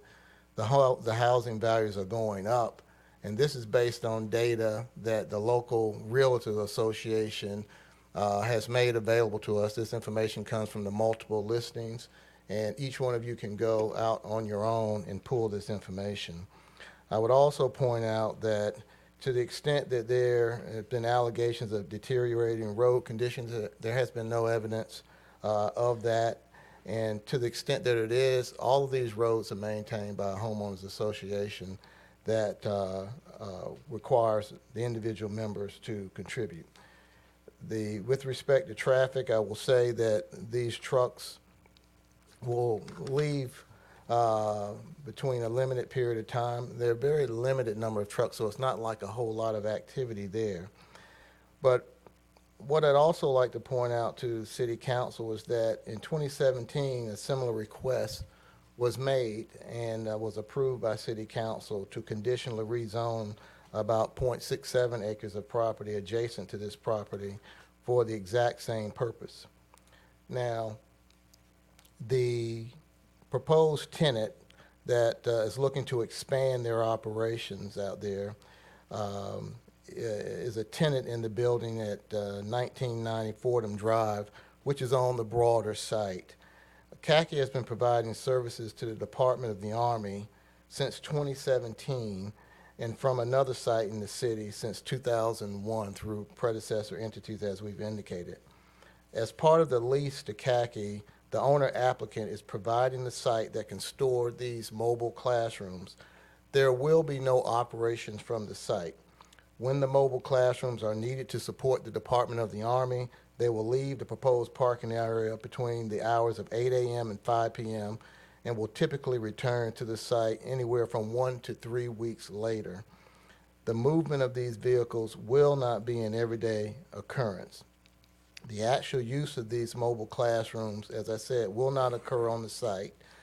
While parked on the proposed parking lot, the mobile classrooms will not be running, but rather will only be powered by a power source that's going to be provided by the landlord. And so therefore there won't be a noise factor. And as you can see from the master plan that I've circulated around to each of you, this site was developed and is developed as a heavily commercial site. Ladies and gentlemen, if you'll look at this document that I've handed out to you, you'll see that there are all kinds of commercial uses, from the Carolina Inn to the Village Green Health and Rehabilitation Center to the Carolina Highlands to two very substantial office buildings there. The very limited purpose that we're asking for this condition of rezoning is simply to accommodate extra mobile classrooms that are pulled by tractor trailers at the location. Now, I will say just briefly that the proposed conditional use will comply with all applicable standards for the 2040 Comprehensive Plan. The proposed conditional use is compatible with the character of the surrounding area, which is set forth on this document here. The proposed conditional use avoids significant adverse impact on surrounding lands related to traffic, noise, and housing values. I've indicated the information that came from the Longleaf Realtors Association. And the proposed conditional use will be configured to minimize adverse effects, including visual impacts. And I think Mr. Van Giens has shown to each of you that there's a lot of natural screening on the site. I might also add that I've handed up to you a topography presentation, which is this document here. I'm going to explain it. What it essentially shows is that there is an 18 to 20 foot elevation change from where the appealing party's property is to the proposed parking area for the mobile classrooms. What does that mean? It really means that you can't see the site from that location. So there is going to be the buffering, the screening that's already there. And any of you who have ever been to the Village Green site, you see these huge cypress trees. I wish I could put some around my house and shield me from some of the activity that I see. But the whole idea is this area is an active community with office uses, medical uses, all kinds of professional uses, in this particular case, high-tech uses. There's no impact on the environment, and again, the proposed conditional use maintains safe ingress and egress onto the site in safe road conditions. I might add, and this is the important thing, ladies and gentlemen, I keep coming back to this because I know City Council is very interested in this. The proposed conditional use allows for the protection of property values. And I want you guys to take a look at this. This is from data from the Longleaf Pines Association. We've already had this activity out there for quite a period of time, and there's been no diminution in value on that site. In fact, I think in Cumberland County, the average period of time that a home stays on the market is maybe 5 months. Is the highest. So again, we'll state that the proposed conditional use complies with all relevant city, state, federal laws and regulations. And based upon that, we'd ask that City Council grant the request for the conditional zoning, limit the hours from 8 to 5, Monday through Friday, for the area that's so designated. And certainly we'll answer any questions that City Council might have. Thank you. Thank you. Mr. Charleston, Madam Clerk.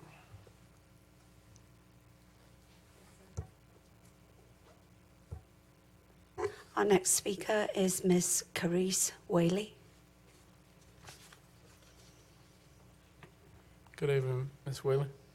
Good evening. Whaley.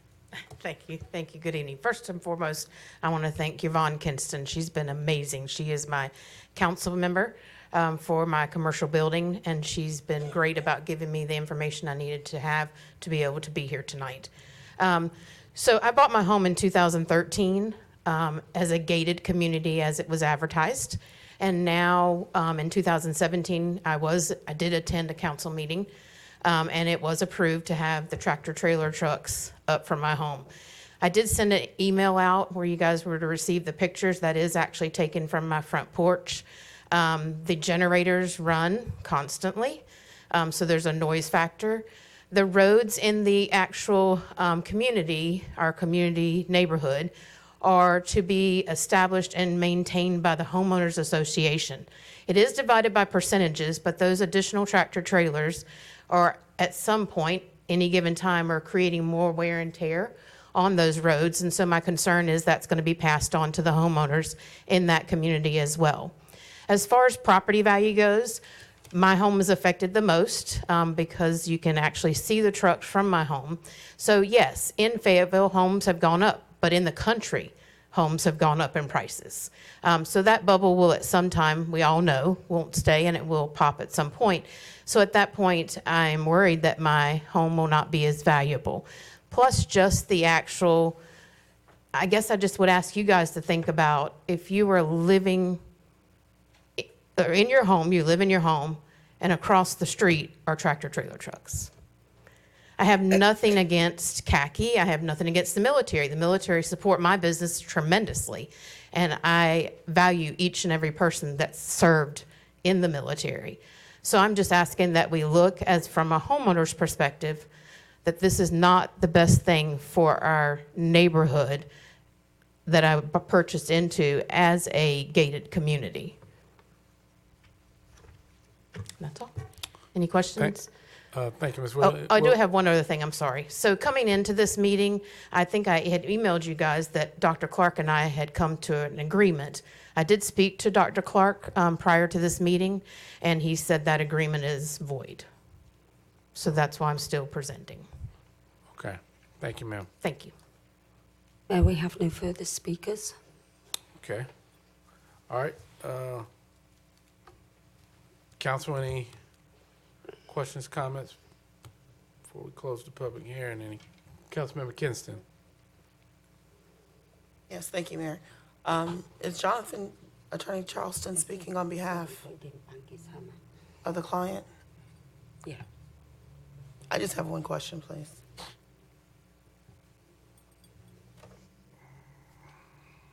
Thank you.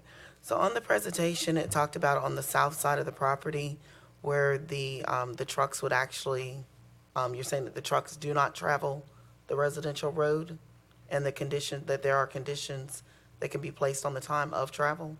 What I'm saying is that you're right, that there will be limitations on the time, which would be 8 to 5. And I will also point out, Councilwoman Kinston, is that this gated community that we were talking about is gated, but it has all sorts of access. You know, it's really what I'm going to call almost like a hospital healthcare environment. So there are always emergency vehicles and all kinds of things accessing this facility. In fact, my mother was in one of the rehabilitation centers there on and off for quite a period of time. And so what we're proposing to do is to limit the time that these vehicles come in and out, and to provide the appropriate screening so that you won't be able to see what goes on back there. They're really not going in and out on an everyday basis. Right. Only, Councilwoman, as they're called upon by the Department of the Army, and that's most of those sites are either Fort Bragg or somewhere where the Department of Army needs support. I'm hoping I answered that question for you. Okay, yes, thank you. Okay. Thank you, Mayor. So I did have a question now. Tell me a little bit about the generators of the trucks that come in. Is this similar to that structure that they have on Shaw Mill Road where you can see the vehicles parked? How does this work in terms of the length of time? That the vehicles are sitting there, the mobile classrooms? Yeah, so if, Because they're let's say- actually being let's say the stored Department of there. Army requested something that causes these vehicles to come in, so how does that work? Are there limitations on it? Could it be there 1 day, 2 days, 10 days? How does that work?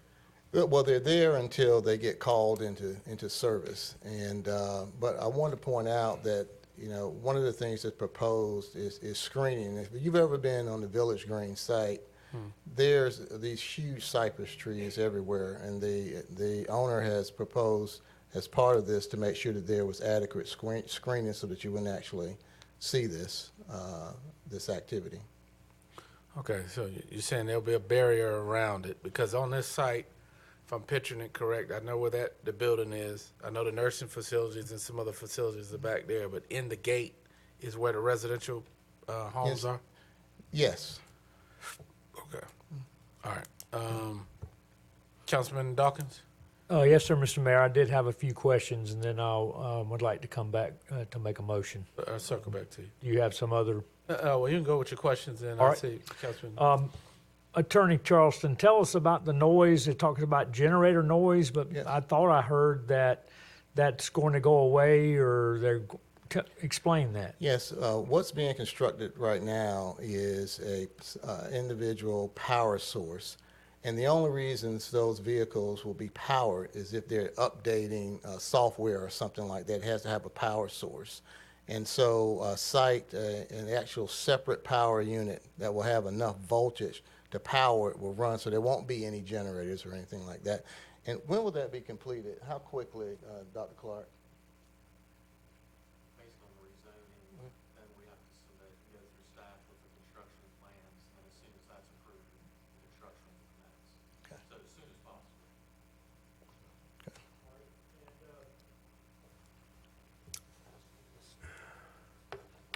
Did you want to discuss any of the other considerations before the council, or just the noise is going to go away, and you've got it screened, That's correct. and it's already zoned commercial now, but That's correct. we're going to consider additional commercial zoning. All right. That is correct, and Councilman Dawkins, we're limiting the time from 8 to 5, so that's really during the workday, so most folks would not be, impacted in any way regarding this. And then again, I want to point out that this is not a situation, ladies and gentlemen, where the trucks are coming in and out all day long. It's not that kind of thing. All right. Okay, and as I mentioned during the presentation, the trucks, when they leave, they can be gone for a week to 3 or 4 weeks before they come back. Well, it's very important to be good neighbors, and it appears to me that both sides are being good neighbors, and this new change with the generators being taken out, so that's being good neighbors. All right. Yeah, Thank you. absolutely. Thank you, Thank Mr. you. Mayor. All right, Councilman Engelmann and Wright. Thank you. I'm very familiar with this area. I live on the other side of the neighborhood. This area is kind of close to the hospital, correct? That is correct. So I know for a fact there are pretty much 4 streets leading to the hospital, and I think there are 2 major streets depending on what side of the city that you're coming from. And I know on my side, Owen Drive, Cumberland Road, I hear the EMS sirens going off. So I'm trying to imagine that if I live off of Village Drive, I'm going to hear the EMS sirens going off as well. Would that be correct? I don't live over there, but I would think it might be, though. Okay, so as it relates to after hours, we have already established, which is good in my perspective, that the generators will leave soon and it will only be for a certain amount of time. But it is a bit different when we're talking about EMS going through it wee hours in the morning, which you can hear too. So that is not what's happening here. There is a cutoff time. Madam Attorney or someone from the planning department, can I ask about recourse of action when an item comes forth and they've stated from a certain time to a certain time, but they don't honor what we've approved? What is that recourse of action, just so the resident can know how to maybe handle that? So you're saying if they violate the conditions that they've Yes. agreed to? Yes. I'm sorry, Jonathan, what did you say? Okay, so in the event that, and this is just moving forward, that something like that does, happen where that is an option for residents. I know we've seen things pass and it's not been in favor, so those options are there. But seeing that this area is in a high traffic area of the hospital, noise is kind of an obsolete thing, but I do understand the concern about the generator running throughout the evening. But I did want to just ask that question. Thank you. All right, thank you, Councilman Wright. My question was pretty much answered concerning the generators. The noise was a concern to me, and that it was, that's been addressed. But I'm familiar with that area. So it's a gated area. Help me to understand that the facility, I see the facility here, the Village Green office, and I'm pretty much understanding, she said she could see it from her home. Where is she pertaining to the facilities? And you have all of these organizational facilities around Carolina, Highlands, Financial Advisors, and all of these pretty much in the same area of Village Green. So it's a gated area. Do you have to go through that gate in order for you in the housing area or the facilities where residents live? How far is that from your facility? Okay, Councilman, if you could get your document right here, I can kind of show you. Her residence is right here, on this corner, right here. And the proposed tract of land is over here, bordering Robinson Street. And as I mentioned to you before, the topography is about an 18 to 20 foot elevation change, and there's going to be screening around it. And I would point out a couple of things that, when I say that's a very active community, there's an active rail line that comes in and out of there, which has been in existence the entire time. We call it the back and forth track because it just goes forward, back, Then you have, but the other traffic, the vehicular traffic is limited to folks that are coming in there to do business. And then in the evening time, what we're proposing is that from at 5 o'clock in the evening, all of the traffic is cut off. The generators won't be there, won't be a noise factor generated from this site. So all of the things that normally you would consider in terms of whether or not there is an significant adverse effect, I think that's what your standard is, a significant adverse effect would be mitigated simply by the conditions that we propose to put in place. Okay, thank you. Okay, thank you. All right, Councilman McKenzie. Yes, thank you, Mayor. I do have one question, just for clarity, to make sure. So we did receive the email earlier with a prior agreement. Are you able to speak on that, Mr. Charleston, before we make a decision? I mean, as Councilman Dawkins indicated, the parties have tried, at least my clients have tried to approach this situation and offer options. Coming in here today, I mean, there was never an agreement reached. There was a proposal, it wasn't accepted, and so there wasn't an agreement. And as you know, you can't make a decision here based on an agreement that something else would happen other than the conditions that are proposed to you. But I would say there was not an agreement, and we had hoped that there would be, but there simply was not an agreement made. Okay, thank you for clarifying that information. All right, Councilman Dawkins. Thank you, Mr. Mayor. I'd like to make a motion to Hold on one second. Let me close the public hearing. Oh, you had something else to add before we close the public hearing? Yes, ma'am. Sorry. Thank you for allowing me to speak again. There was, if you got the email was dated Sunday, May 22nd, 2022 at 12:37 p.m., where I said that I accept his proposal. So the proposal was accepted there, and so I'm not sure what happened between now and then, and you guys have a copy of that email. As far as the times coming in and out, the 9 to 5, it is stipulated. I have not seen the contract, but that is what Dr. Clark told me. They do come in and out at other times than that. And I was also told in the last zoning that they would be using that back road near the railroad tracks, but they do come in and out of the actual building, actually that road right in front of my house. The other thing is currently right now, there are barriers and there are trees, but I'm still visibly able to see those tractor trailers. And that's been since 2017, and I included those pictures in that email. Thank you. Thank you, ma'am.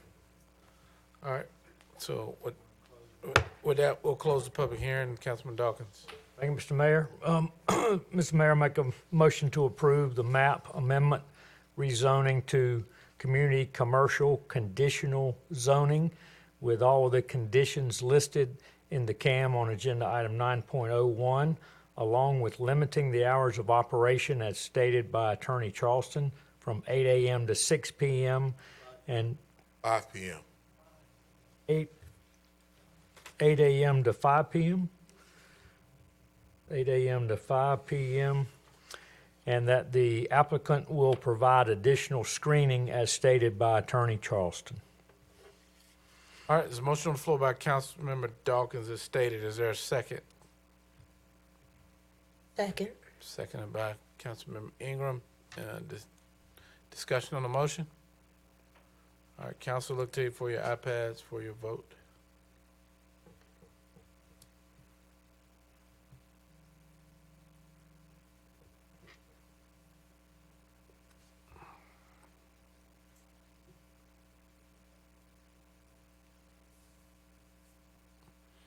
Clerk, that motion carries 10-0. Motion carries.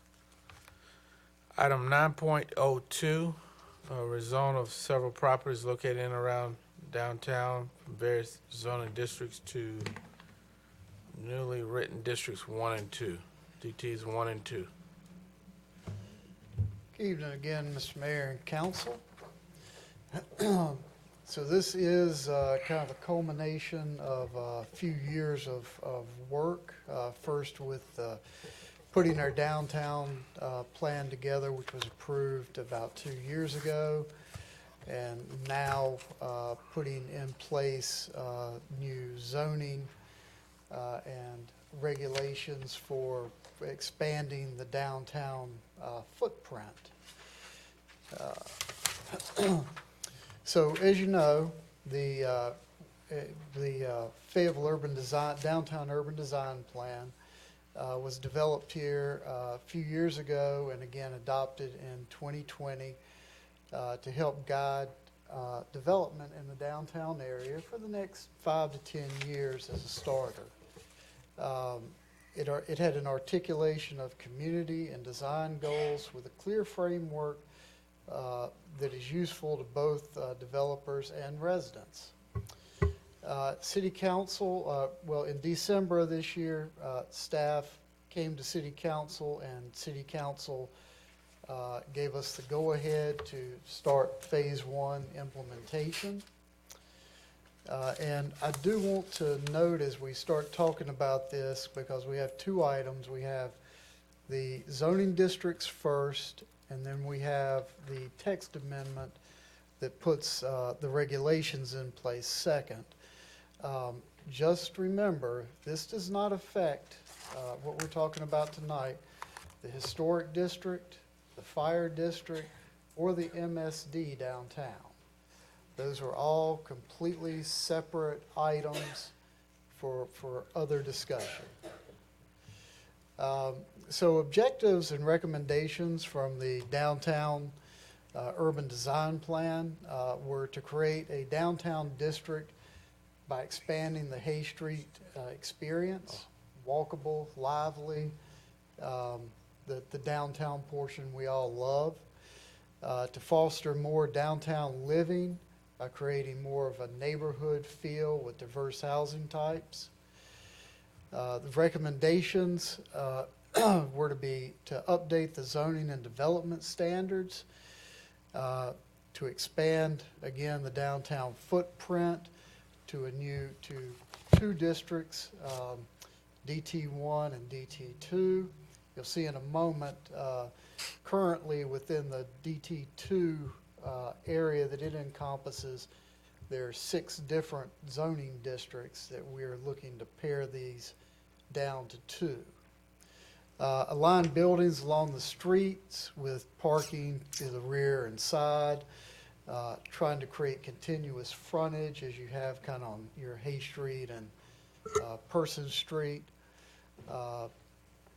Active ground floor uses, minimize surface area parking, have your pedestrian-oriented experience, a range of urban residential types, multi-story mixed-use development, again, orienting businesses to the street, prioritize walkability, and encourage redevelopment of underutilized or inactive spaces. So as I mentioned just a moment ago, what you see here, the yellow dotted line going around here is the proposed outer boundary of the new DT or Downtown 2 district. And as you see inside of that, you've got a rainbow of colors. There's 6 different zoning districts currently within that area. And hopefully with the adoption of this, that'll pare this down to 2. What does that do? The biggest thing it does is give predictability. If you look at different areas here, just take Mason Street, for example. This is zoned for office use, but everything around it is commercial use.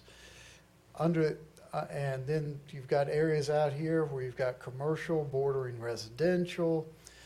With these new DT districts, neighbors will have the same zoning as neighbors. And so you're not going to, it's going to make everything more predictable and easier to know how you and how your neighbor can develop their properties. Future land use plan, which was adopted a little after the downtown urban development plan, took that into account, and it does call for the same kind of downtown zoning in this same kind of the blue area that represents the downtown 2 as well. So what area are we talking about? So from the west up here on Hay Street, we're up to just past Hale Street, up to Fountain Lane. To the north, we go almost to Lehman Street, where Parks and Recs offices are. To the east, we're down to almost, just a little past B Street,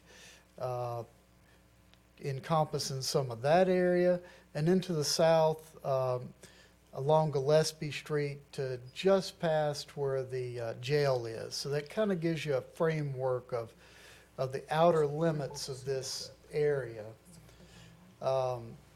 The downtown, that would be the outer limits of the downtown 2. The outer limits of the downtown 1 are basically what our current downtown are, shrunk just a little bit in some areas where it makes sense to do that. Here along Russell Street, keeping both sides of the street in the same type of zoning, things of that nature. And just as a reminder, this is not the first time that this has come to the council or to our community in large.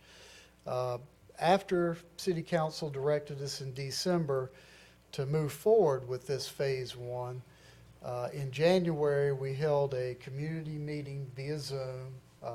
We had some inclement weather. Zoom actually seemed to work really well. We sent letters out there are 800 property owners that were sent letters, just the ones affected this time. They represented over 800 individual properties. From that, we had over 100 people that participated in the Zoom meeting. From there, we went to the Planning Commission in March for the text amendments. Then we went in April to the Zoning Commission for the map amendments.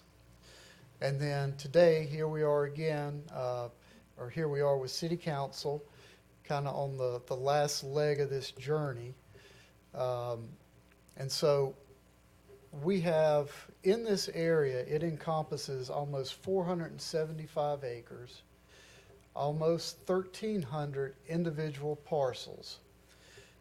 We sent letters out notifying people of this meeting to 859 property owners. Of those, we got a response from less than 15.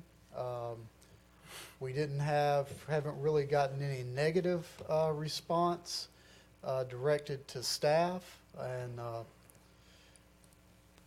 so again, this did go to the Zoning Commission back in April.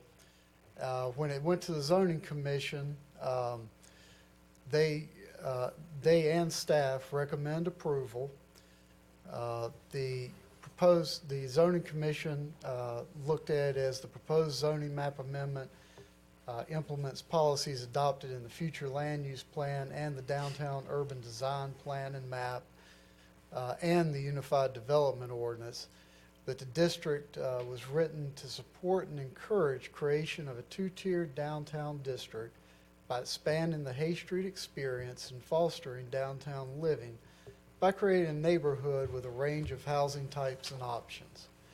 The uses permitted in the proposed change in zoning district classifications and standards are applicable to the uses and appropriate to the immediate area of the land being reclassified due to the existing zoning and uses surrounding the properties. And Zoning Commission and staff didn't see any other factors that substantially affected the public health, safety, morals, or general welfare. As usual, Mr. Mayor, if you and council would hold any questions for staff until after the legislative hearing. All right, thank you, sir. All right, council, with that, we'll open a public hearing. Couple of questions. I see lights, but again, we'll get the have the hearing, and then I'll come to you for questions or comments or motions, preferably. All right, Madam Clerk, have any speakers? No, we have no speakers for this item. All right. So with that, we'll close the public hearing. Councilmember Ingram. Mr. Mayor, do you have anyone I coming? do. Councilman Dawkins, do you have questions? Yes, sir. Okay, Councilman Wright and Dawkins. Mr. Harmon, where'd Craig go? Hey.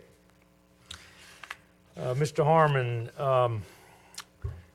I think it seemed to be a surprise to some folks, and I've gotten 2 calls in the last couple hours, and so I wanted to address their questions, and then I forwarded a email to you, I guess right before the meeting, and just want to make sure you saw it. I have. I've actually got a printout of it right here. Okay, very good. Go ahead. Did you want to comment? Well, I'll let you ask the questions that have been asked of you, and maybe that'll help. All right, thank you. Is this plan going to cause existing commercially zoned property to be more restrictive?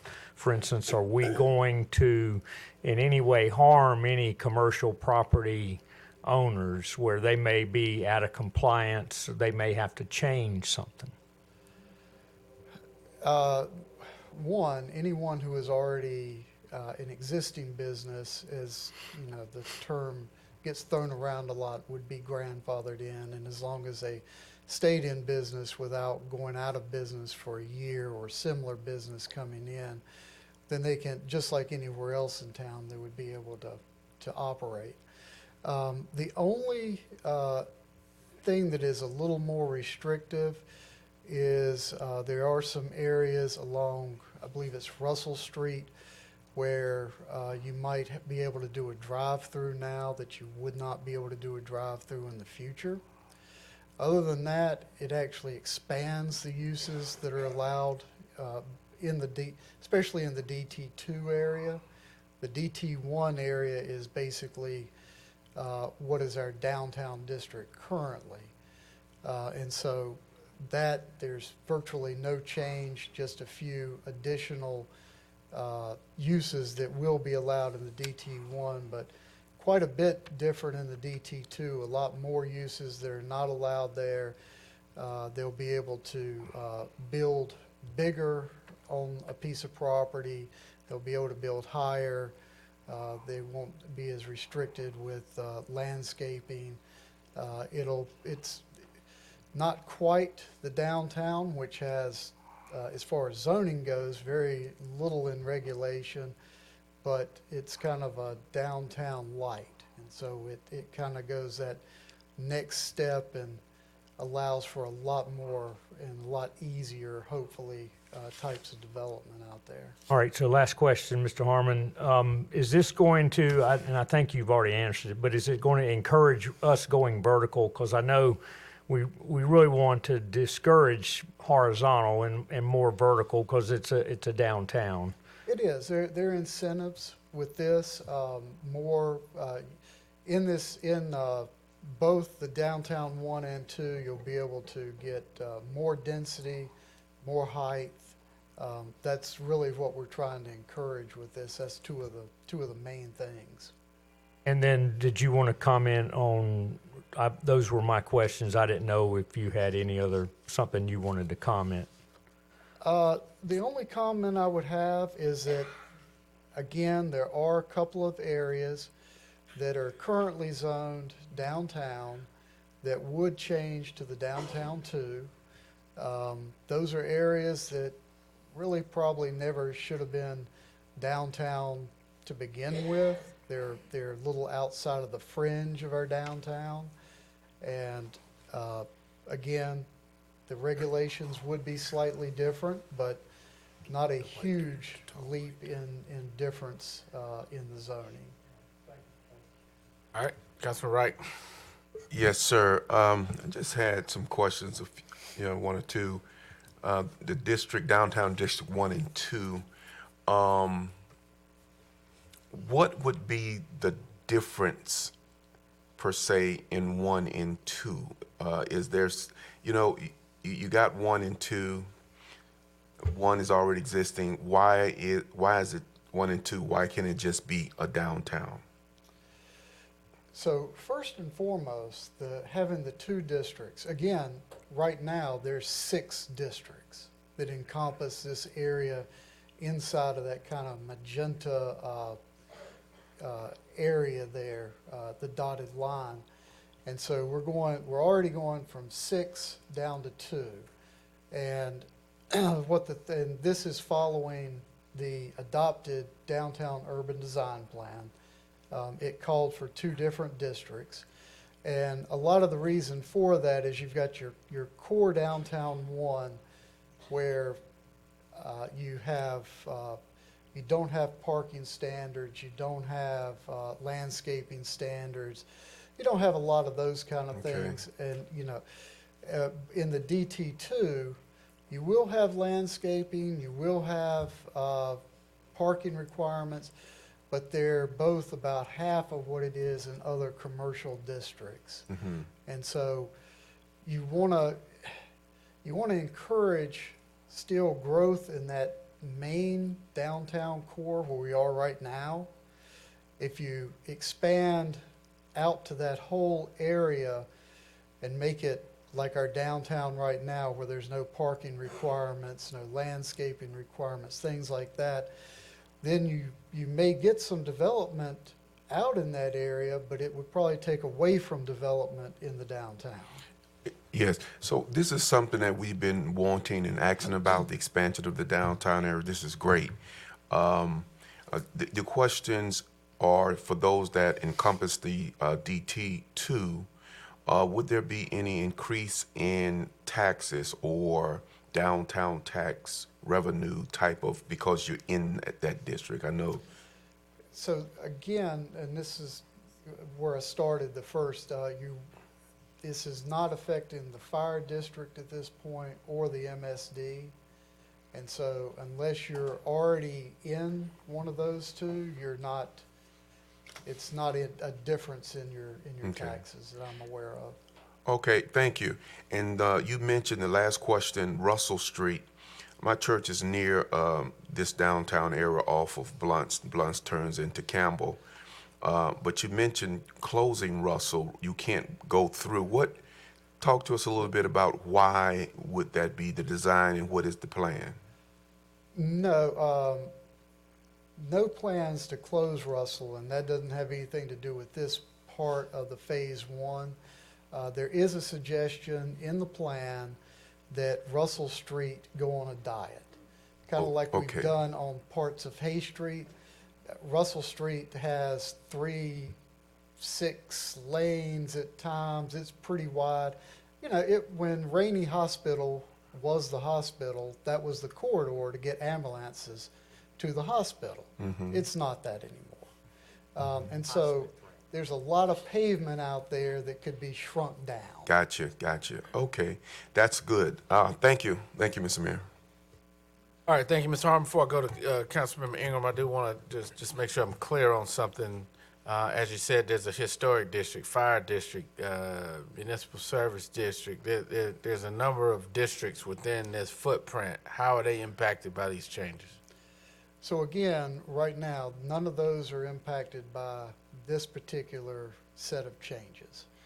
As you know, there are some things in the works for the historic district, some other things that may have some impact on those in the future, but that is not what we're looking at with this. All right, okay. All right, Councilmember Ingram.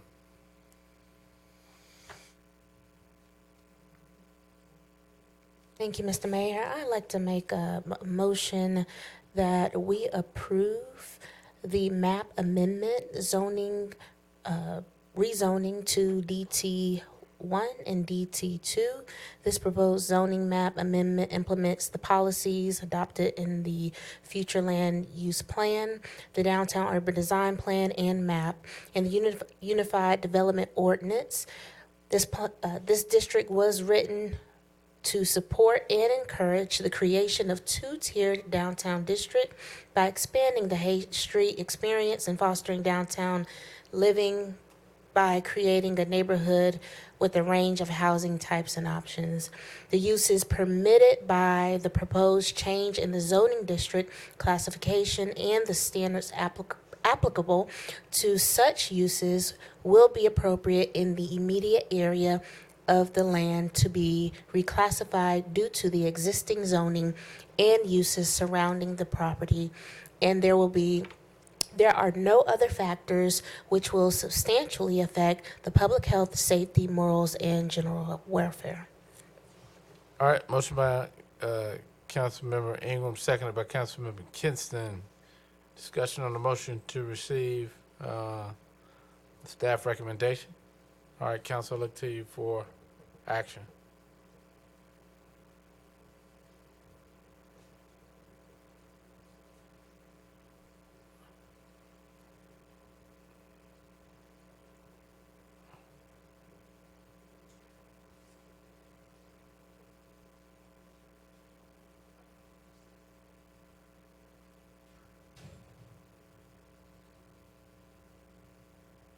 All right, Madam Clerk, that is unanimous. Motion carries. Thank you, Mr. Harmon. Now, item 10.01. Thank you, Mr. Mayor. So Our next item is the text amendments, or are the text amendments related to the downtown urban design plan implementation. Again, with your permission, I'll kind of go quickly through some of these since they are very similar to what we just discussed. The plan was adopted a couple of years ago. Again, it does not affect historic fire MSD districts.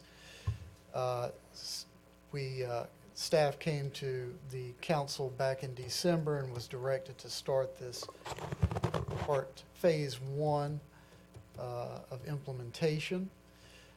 So we're here now, and we're trying to create a downtown district to foster downtown living, improve gateways, stimulate ballpark area investment, strategically locate cultural venues, update development standards. That's what this particular hearing is about. Focus on economic development strategies, improve public realm, multimodal connections, improve parking management, and stormwater management. So the objectives, again, creating an expanded kind of Hay Street, walkable, livable area, and foster more downtown living. Again, as your last case, we're looking to create a 2-tiered downtown DT1, DT2 district, kind of to expand the downtown character, create a fully realized and walkable district. We just did the map changes, which went to Zoning Commission in April. What you're looking at tonight with these changes to the text are changes to the use table to put in the new DT1, DT2. DT1, again, being very similar to the existing downtown. DT2, mix of uses that support the downtown one, similar to our office and institutional current standards. Our use-specific standards will also be changed with this, ensuring that certain uses keep in scale and prioritize pedestrian experience, and that auto-oriented stuff is more limited to arterial streets. It also changes our development standards, having no parking minimums, prohibited parking areas in front, side, and rear only. Again, that gives you kind of that downtown feel of buildings next to each other. Buildings oriented to the street, increasing density, especially in the DT2 area. Lot coverage right now in that area is about 50 to 60% lot coverage. This would up it to 75%. And then also height incentives for ground floor retail spaces. Again, we just looked at the map changes, and I'm not going to get into this very much, but this is what we just saw. Again, this is the 4th time that this has come to a community involvement meeting since we started this process back in December. And the Planning Commission and staff recommend approval of these text amendments. All of the details of the text amendments are in your packet.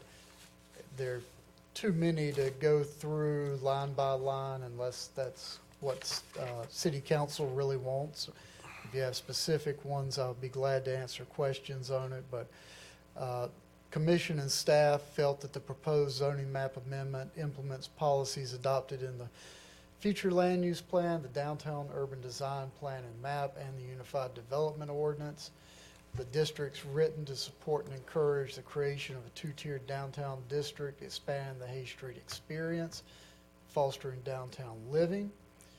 Uses permitted by the proposed change in district and classifications and the standards applicable to such uses will be appropriate in the immediate area of the land being reclassified due to the existence of zoning and uses surrounding this property, and that there were no other factors that substantially affect public health, safety, morals, general welfare. As usual, Mr. Mayor, if you would hold any comments till after the public hearing, or questions for staff, I'm sorry. All right. Thank you. Thank you. With that, we'll open the public hearing. Madam Clerk? Yes, sir, we have one speaker for this item, Mr. Tyrone Williams.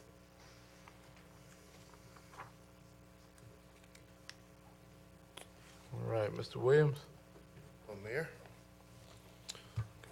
I want to thank the mayor and all of you councilmen for having me today. My name is Tyrone Williams, running for City Council District 2, also living at 203 Hay Street, 203 Wall Street, Fayetteville, North Carolina. One of the things I'll see that's happening here is the building upward. I see that in the code that there's about a 150 feet high building possibility it can be built. And this is not only the approval of the ordinance or the development, but I like to see the possibility of adopting an organization like a DBE that could play like a disadvantaged business enterprise that might be a small business in the community that can take advantage of it. Such a small business might be in District 2, kind of setting a business apart from the rest of the competitors or being a third-party certification that the board might qualify or see fit to establish. Getting a small business connected to this, like a Habitat for Humanity, might be used also in this venue where small business can participate in District 2. Work sessions and things of that nature. Economic development, District 2 playing a part in that, right here in the area, giving back to those that's working in the community and kind of being a part of the downtown development. I like for to see that the small business be part of this development and all the wonderful things that's going on downtown. Thank you, Mayor and Councilman. Thank you, sir. Thank you. Madam Clerk? May we have no further speakers?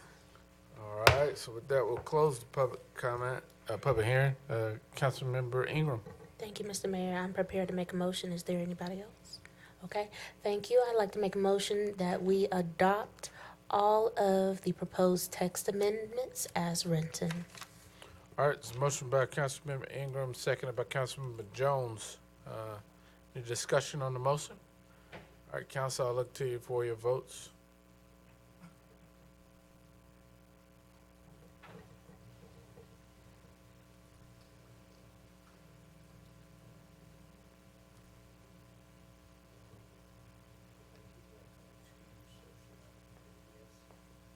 Yeah. She got it. All right, Madam Clerk, that motion carries 10-0. All right, thank you. Item 10.03, Ms. Baptiste, how are you? I am fine. How are you? This is a proposed text amendment to Article 30 of the Unified Development Ordinance to amend Section 30-4B of the ordinance. The application was submitted by Good Homes Co.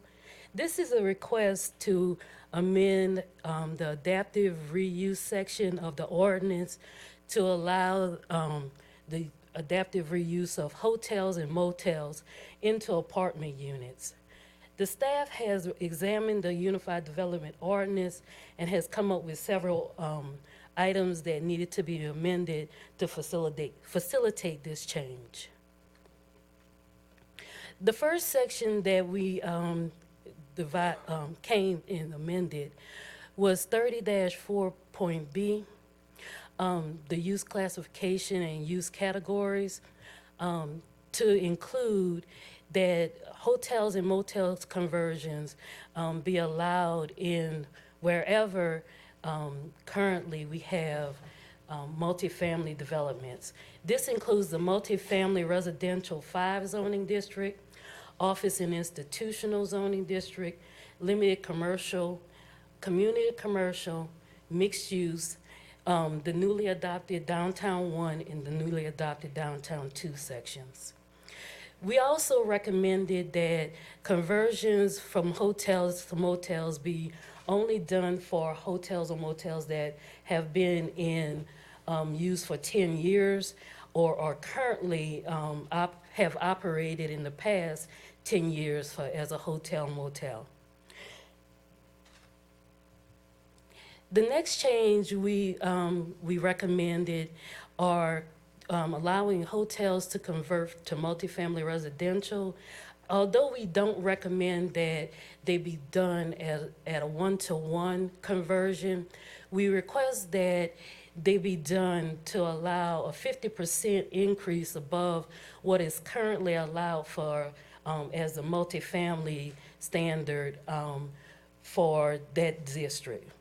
In other words, if the district allows 24 dwelling units, we ask that they be allowed to do 50% above that, which would allow them to do 36 dwelling units per acre.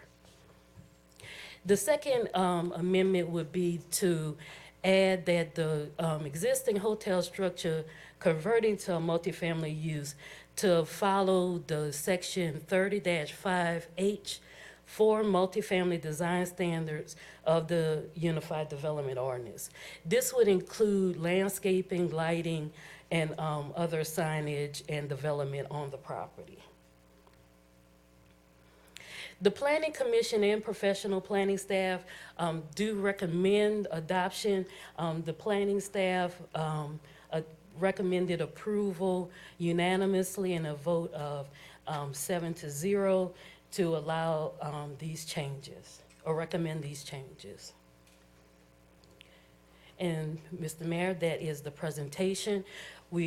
Staff is requesting that you hold any questions until after you conduct the public hearing. Thank you. Thank you. All right, with that, seeing none, that will open the public hearing. Madam Clerk. Mayor, we have no speakers for this item. Okay, so we'll close the public hearing. Council, any questions, comments, or action?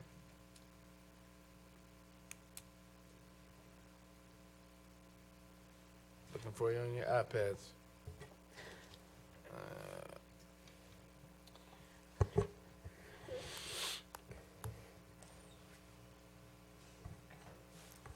All right, Councilman Hare.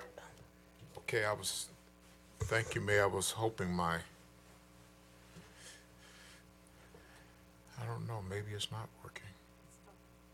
Yeah, Councilmember Ingram. Councilmember Hare, were you prepared to make the motion, or? Trying to get back to it. Proceed. Okay, I'm prepared to make the motion. Is that okay, or you want to do it in the discussion phase? No, Okay. fine. I'd like to make the motion to adopt the proposed text amendments as written. All right, there's a motion by Councilmember Ingram, seconded by Councilmember Jones. Any discussion? All right, Council, I'll look to your iPads for your votes.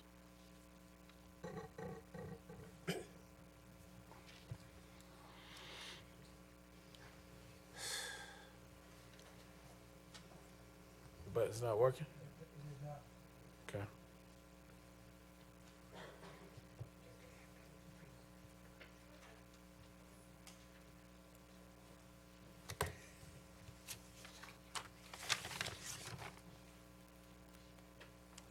Up what, Mayor? All right, Jennifer, who we missing? All right, It's on the page, All but right. it's not up there. so Councilman Hare, you are, Wait a minute, here we go. Now try. No, you have to withdraw.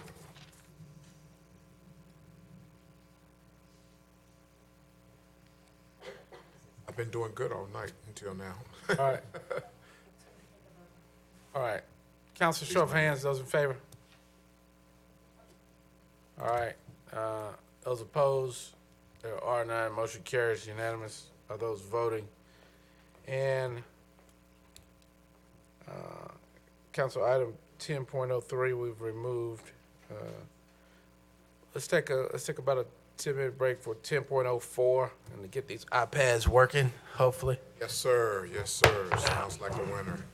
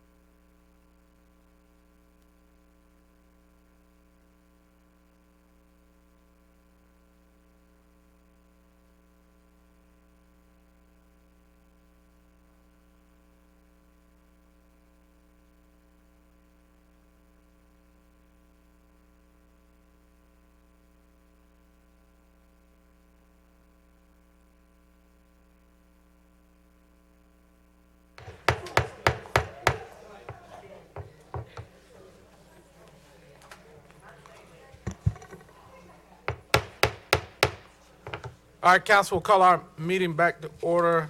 Item 10.04, Housing and Urban Development Annual Action Plan for Community Development Block Grant. Mr. Cawley. Evening, Mayor, City Council. So tonight we do our public hearing for our annual grant budget from HUD.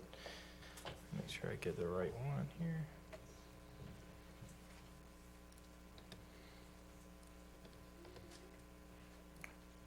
All right, so most of this you've seen before. We came to a work session and went over this with council. Tonight is about the public's opportunity if they've signed up to give you a public hearing. Just a quick reminder, we're talking about our Community Development Block Grant, our Home Investment Partnership, and our housing opportunities for people with HIV and AIDS. Those are 3 entitlement grants that the city gets from the federal government. They each have their own objectives and goals to go with them, and so we have to create a budget in accordance with those objectives and goals. This year, we've gotten our new allocation that just got posted by HUD about a week ago. We got a little bit less money in CDBG than we normally did. We got quite a bit more in home than we normally do. And then the HOPWA funds at 757 is a brand new grant for us this year. Just a quick reminder of the overview of the process. We do a request for proposals where we ask the community for grant funding opportunities and ideas in January and February. We score and rank those and we prepare a draft plan. We put that out for the public to comment on through the entire month of March. Then your Citizen Advisory Board, the Fayetteville Redevelopment Commission, reviews that and votes on it. They recommend that to council in a work session. And then we come back to council approval in May, which is tonight. Then we'll submit to HUD and ultimately fund projects in July and August. As far as anticipated resources, we've got our entitlement funding updated, just tweaked a little bit from the last numbers you saw. Everything pretty much stayed the same. The only major change was that we did reduce our CDBG allocation according to HUD and increase our home funds according to HUD. Our recommendations changed slightly just because we got more money in some and less money in others, but they roughly are the same as they were the last time we saw this a few weeks ago.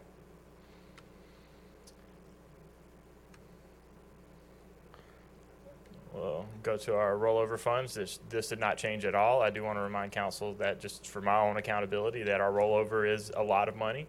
That's a substantial challenge for our department, which is why we're recommending funding some initiatives that we wouldn't normally be able to fund because we have a lot of money left over. So I'll end on the Housing Trust Fund basics and just ask the mayor to open the public hearing. Just a reminder, as we look at what we're doing with this housing development money, we're looking to loan funds to housing developers that are both big developers and small nonprofits. We'd also loan funds for single housing development and down payment assistance.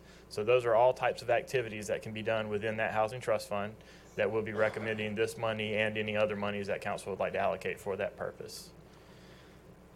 So the next step on here, we've got our approval of our action plan, hopefully tonight. After this item, we've got another item for you, an amendment for the Home American Rescue Plan dollars that we'll go over a little bit more. We'll submit this plan to HUD upon approval tonight. And then we'll bring a budget ordinance so that this is effective July 1st with the new fiscal year. All right, and with that, that concludes my presentation and public hearing. All right, thank you, sir. All right, Madam Clerk, we'll open the public hearing. Madam Clerk, please call your first speaker. Mayor, we have no speakers for this item. All right, with that, we'll close the public hearing. Councilman Wright. Thank you, Mr. Mayor.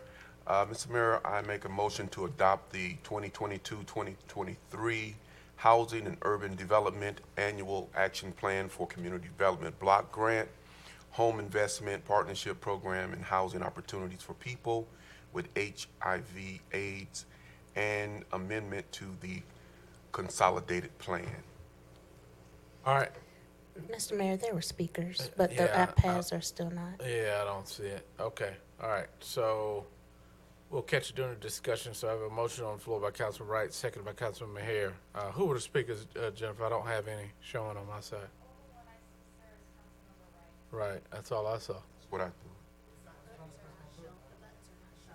Okay, try to log out, hit leave, and then come back in. That's what usually helps as it works. So who all had asked for questions? Councilmember Kinston, and who else? All right, so Councilman Davis and then Kinston.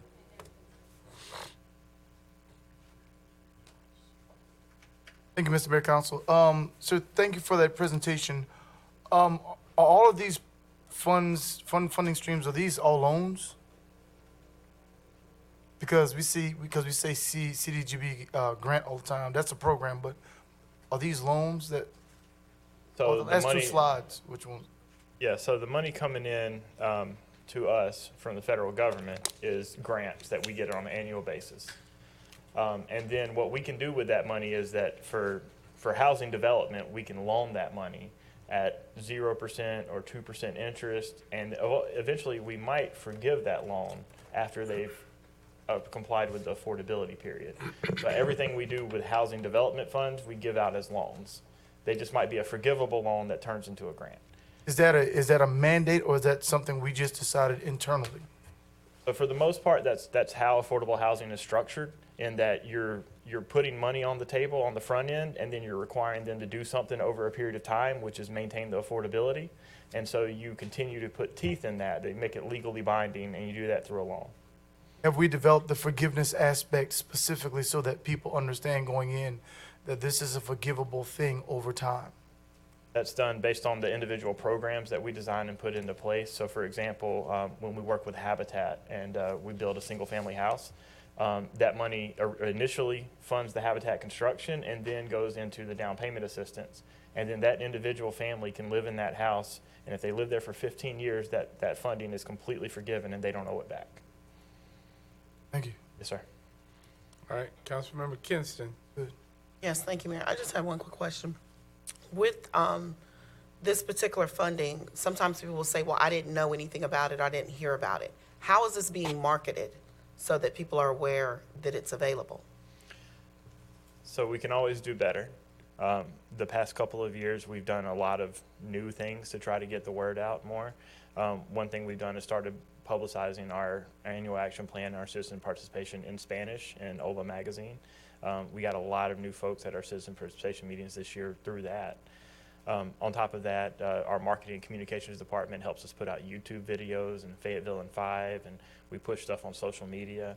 And then this year, now that we had kind of relaxed COVID a little bit, we were actually able to go out into 4 of our redevelopment areas and hold citizen participation meetings in the 71st area, in Massey Hill, in Murchison Road, and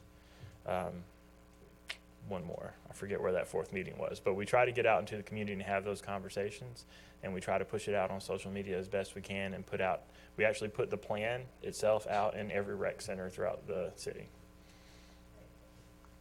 Thank you, because I think it's, like you said, it's important that the information is put out there. And I appreciate you explaining the marketing for that. Yes, ma'am. Thank you, Mayor. All right, can you go back one page to where it had the loans? I want to piggyback on Councilman Davis's questions. Where it had the loan amounts, didn't it? So, well, this is a good page. So, the loans, so you're saying it's not a HUD requirement, that it's not a grant?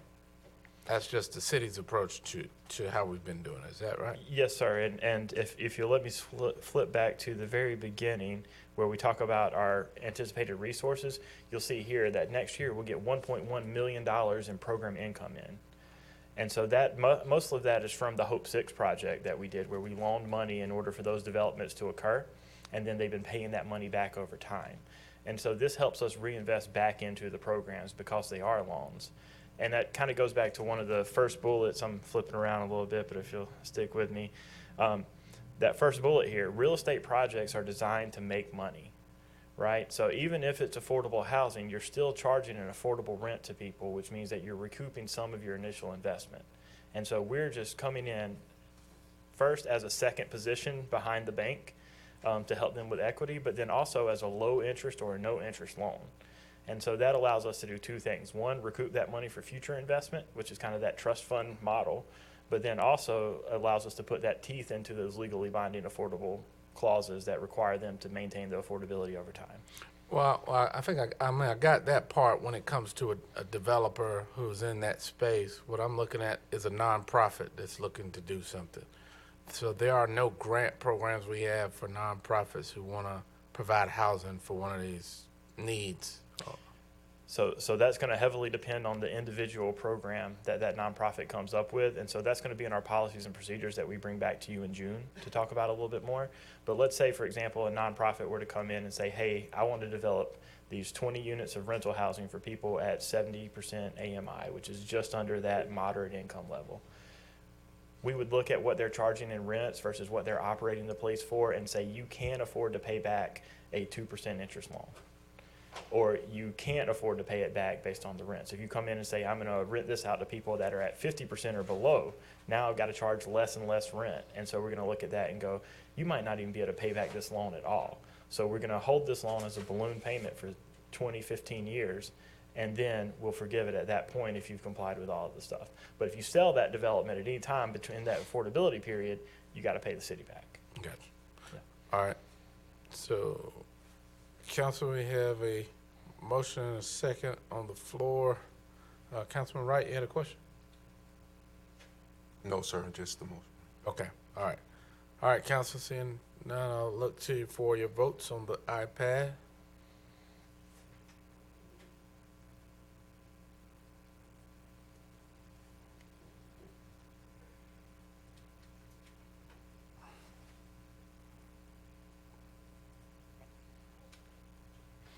All right, Madam Clerk, motion carries unanimous. All right. Item 10.05. Mr. Carley. All right. So before I do this one, just very briefly, and because I might need some help, I've got two of my team members here with me tonight. My assistant director, you're very familiar with, Taurus Freeman. He comes up for a lot of economic development grants. Exactly, yes. He comes up for a lot of economic development items that we put grants on the table, and he comes over here and presents on those, but he's actually supervises our housing program manager as well. And so she's really spearheaded this effort to get this additional allocation of home funds into the right bucket. And so if we do have any detailed questions about that, she's going to be my expert. And that's Miss Bridget Stevens, if you'll just kind of wave. She joined us almost 2 months ago now, and she's an absolute superstar. So just a quick overview of the Home American Rescue Plan allocation. So this came through the American Rescue Plan, but this is not part of the $40 million that we've been talking about in our council committees and groups. This came through our normal HUD allocation and home process. So it was a formula that went out, and that resulted in just shy of $3.4 million for the city. So a large part of this is that it's going towards targeted populations. So where we just talked about home funds being towards 70 and 60 and 80% AMI, those people are kind of considered moderate income. This money has to go towards extremely low income, which the definition isn't quite as clear, but for all intents and purposes, you can think about that as people who are effectively experiencing homelessness. So to kind of go through that a little bit, we're talking about people who are homeless, at risk of homelessness, fleeing or attempting to flee domestic violence, sexual assault, or human trafficking.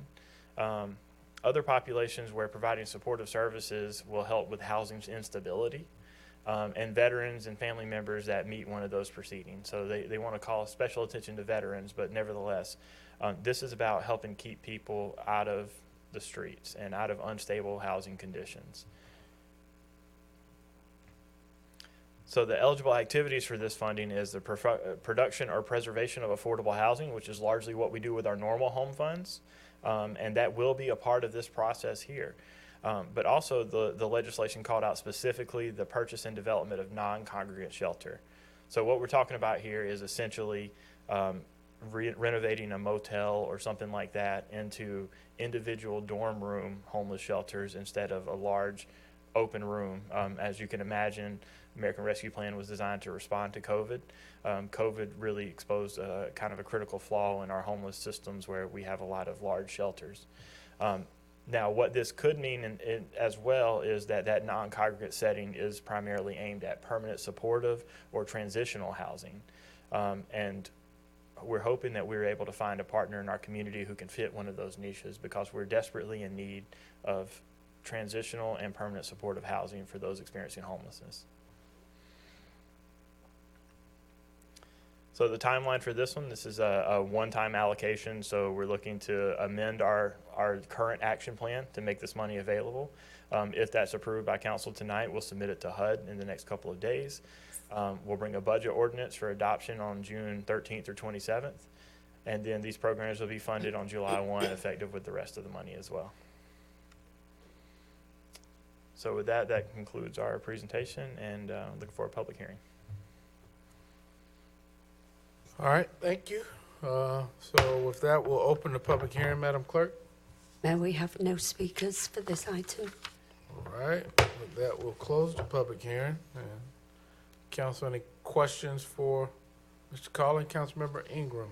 Thank you, Mr. Mayor. If there are no questions, I'd like to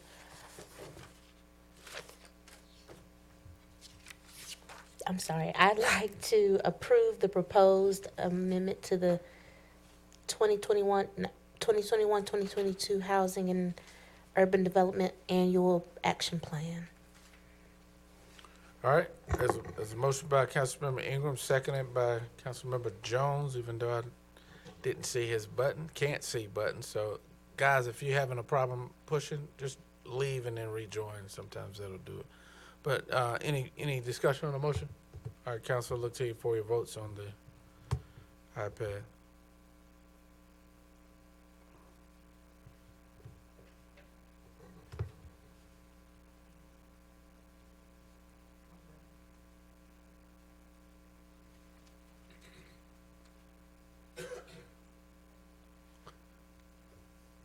All right, Madam Clerk, that is unanimous, 10-0. All right, motion carries. All right, council, item 11.01. Do we? Getting too excited. Oh, man, 10.06. Almost got it.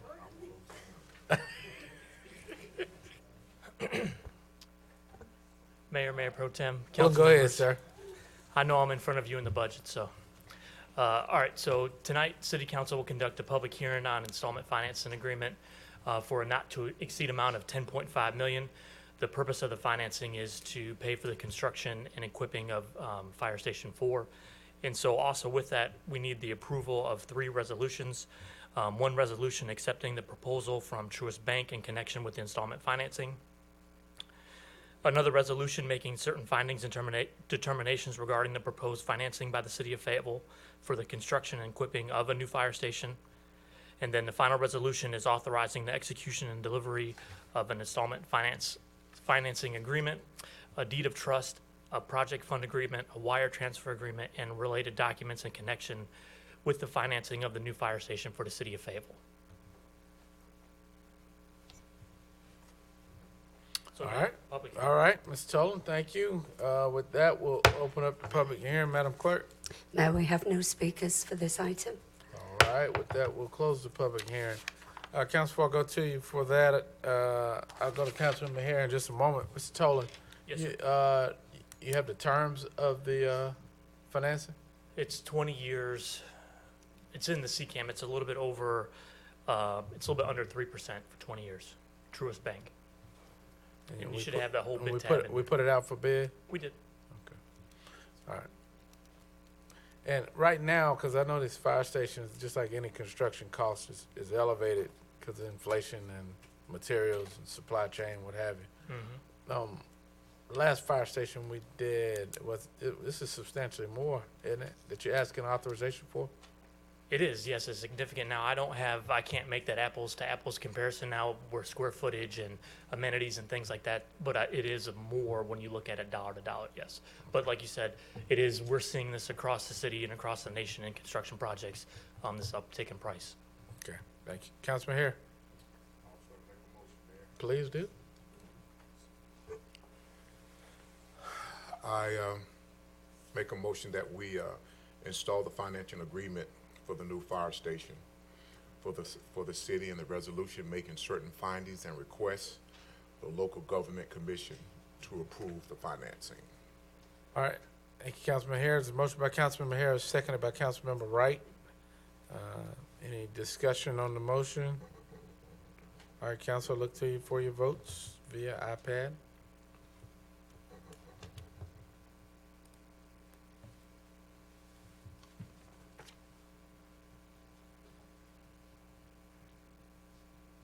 All right, Madam Clerk, that's unanimous. Motion carries. Thank you, Mr. Tola. All right. Item 11.01. Mr. Hewitt. Bringing his water too. I don't know why. Like he got a lot. You got 2 minutes, sir. 2 minutes. Don't even open up that crack that Well, seal. in the beginning, it was the Word. All right, Moses. Okay, let's see. From the beginning. Good evening, Mayor and Council. I will not belabor this, I promise you that, but too much of what you do every month and too much of what the staff does every day is dependent upon this one document that we're going to cover tonight. To say that this powers our organization is a real understatement.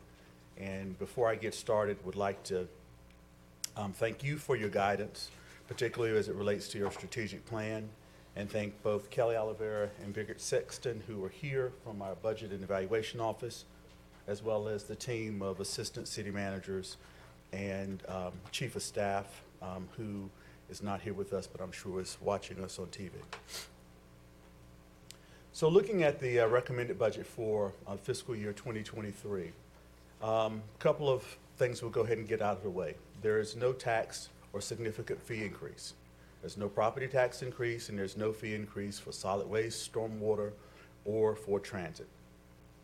The current economic impacts on employees and the cost of living were also things that were guiding principles and were included in this budget proposal. As you know, there are current shortages in the labor market, and one of the initiatives that we brought to you last year was our desire to become and remain an employer of choice. This budget addresses that in an appreciable way.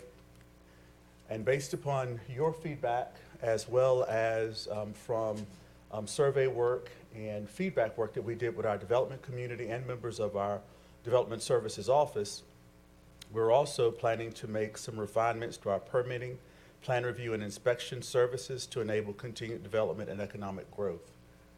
Largely, this has been something that's been underway for more than 12 months. It actually culminated, as you may know, may recall rather, with the other improvements that we're making on the other side of the first floor City Hall lobby. And it also is designed around future sustainability as well as our current financial stability. All told, all funds, the recommended budget is $248 million, which represents a 3.3% increase across all funds. Specifically, the general fund, which is what we talk about most, is $188 million. And again, the recommended tax rate remains at 49.95 cents per $100 of evaluation.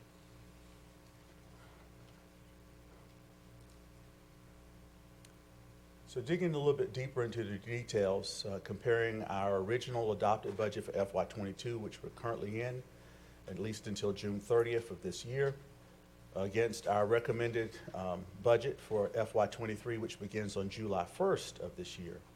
As you'll see, there's very little change in the general fund, very little change in the growth of our solid waste fund, transit fund, stormwater fund, which is largely due to increase in projects, our airport fund, PwC assessments, LEOSA fund, which as you'll hear when we have our meetings with you and budget work sessions, one of the reasons for that increase is that the state actually increased the contributions that we have to make to the law enforcement officer separation, special separation allowance. And we'll cover that again in greater detail with you later this week. Looking as well at emergency telephone system fund, parking fund, and central business tax district.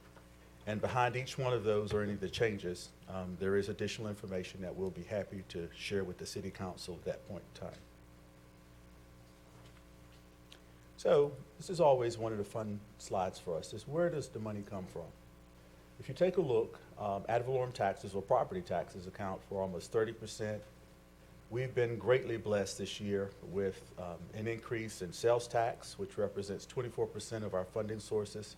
Other intergovernmental funds such as POW bill, PWC, payment in lieu of, and E911, as well as grants to transit and the airport make up 16%. Then we have our enterprise funds and stormwater and solid waste fees, other fees, and fund balance. But the majority of our fees, some 69%, can be accounted for, our funding sources rather, revenues, can be accounted for ad valorem taxes, sales tax, and other Mr. Mayor? intergovernmental affairs. And Mr. Hare, the PowerPoint is also in your, on the iPad if your monitor did go blank. You're all out? Okay. Sorry about that. So digging a little bit deeper on ad valorem property taxes. The general tax rate proposed, again, is to remain at 49.95 cents per $100 of evaluation. Taxable growth of property was somewhat anemic at 1.25% compared to values. And the general fund revenue is projected at $72.2 million, approximately 1.3% over budget. As Councilmember Jones and other people who delve into the real estate business know, you actually heard some of that tonight. The real estate market is doing quite well, not only here but across the country. But our property taxes and the rate is locked in when the county does the revaluation every 8 years, or if something happens. And so many of us are still paying on rates that I think were established in 2018 was the last revaluation. And I wish that I could still buy property for the 2018 rates and sell it for the 2022 myself, but we are locked in on those values. One of the arrangements that we have with Cumberland County is that they actually collect our real estate and personal property taxes, and the county does an amazing job at their collection rate. In both property taxes, like 99%, and on personal property is 98.9%. Again, you can't get much better than that. And that is really important, as you may recall, because we cannot budget more than what we collected in the previous years. And that really, they really are the envy of a lot of counties across the state with that high collection rate. Looking at the general fund intergovernmental revenues, for FY 2022, that was 9.6% above FY 21, and it also was 13.3% above budget. Again, sales tax revenues came in quite high, and we're anticipating that that growth will continue, but not at such a large rate. And we're looking at 17.9% above in sales tax, or some almost $60 million in the FY 22 budget. Utility tax distributions, a little bit different scenario. You'll recall from past years, the utility tax distributions are everything from telephones and other telecommunications. And if we were to take a poll of the folks in the room who still have a landline at their house, it would probably be decreasing every month. And that is also reflected in these revenues that we have. But it is still quite healthy at some $12.5 million a year. If we look at additional revenue highlights on the general fund intergovernmental revenues, the state street aid or POW bill, as many of you know, we were greatly aided this year by a one-time grant of $4.3 million, which has allowed us to accelerate our paving process. But we're looking at in FY23 some $5.7 million, which again is 13.2% above the FY22 budget.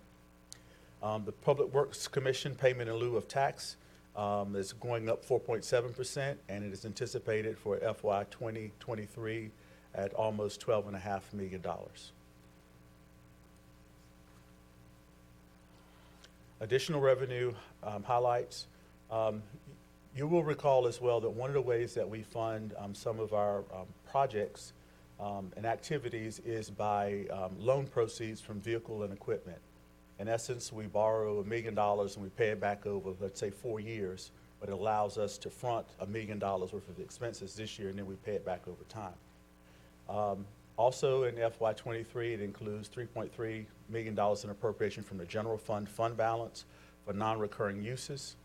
We'll tell you and look forward to talking to you about this as well, that we're actually appropriating less money from the general fund balance this year to balance the budget, and we'll be happy to share with you why when we have our budget work sessions with you starting on Thursday and continuing into next week.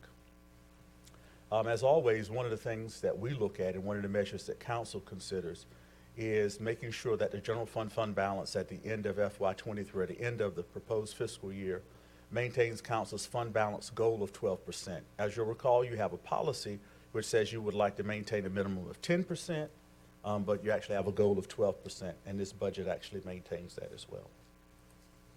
Specifically, as shown on the slide, the projected fund balance in excess of council's 12% goal is $13.2 million, but when you take out the required elements such as the capital funding plan, which accounts for 5.07 cents of your tax rate, as well as the amount assigned for Parks and Recreation bond plan repayment, which is 1.42 cents of the tax rate, it leaves a net projected fund balance above your 12% goal of 3.9%. If you were looking at that from a perspective of how much would you have above that at a 10% rate, that works out to be some $7.6 million.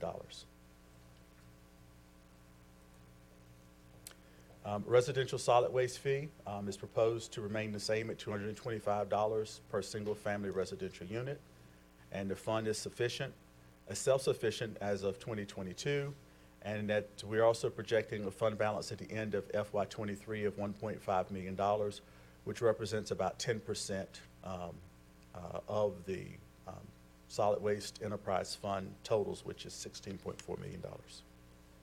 As you may recall from earlier conversations we had with you, this calendar year, the council does not have an established policy for fund balance in your enterprise funds and or net assets. And so just using as an example what your goal and your policy is for the general fund balance, it is kind of in line with that this year for your solid waste fee, which again is about 10% fund balance at the end of FY '23.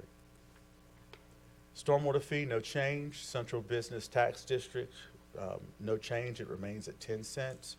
Transit fares, no proposed changes.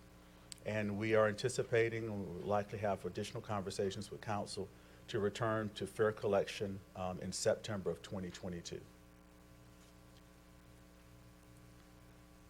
So I'm going to cover this briefly, but it's included in your agenda packet, and we will also cover this in greater detail at the budget work sessions as necessary.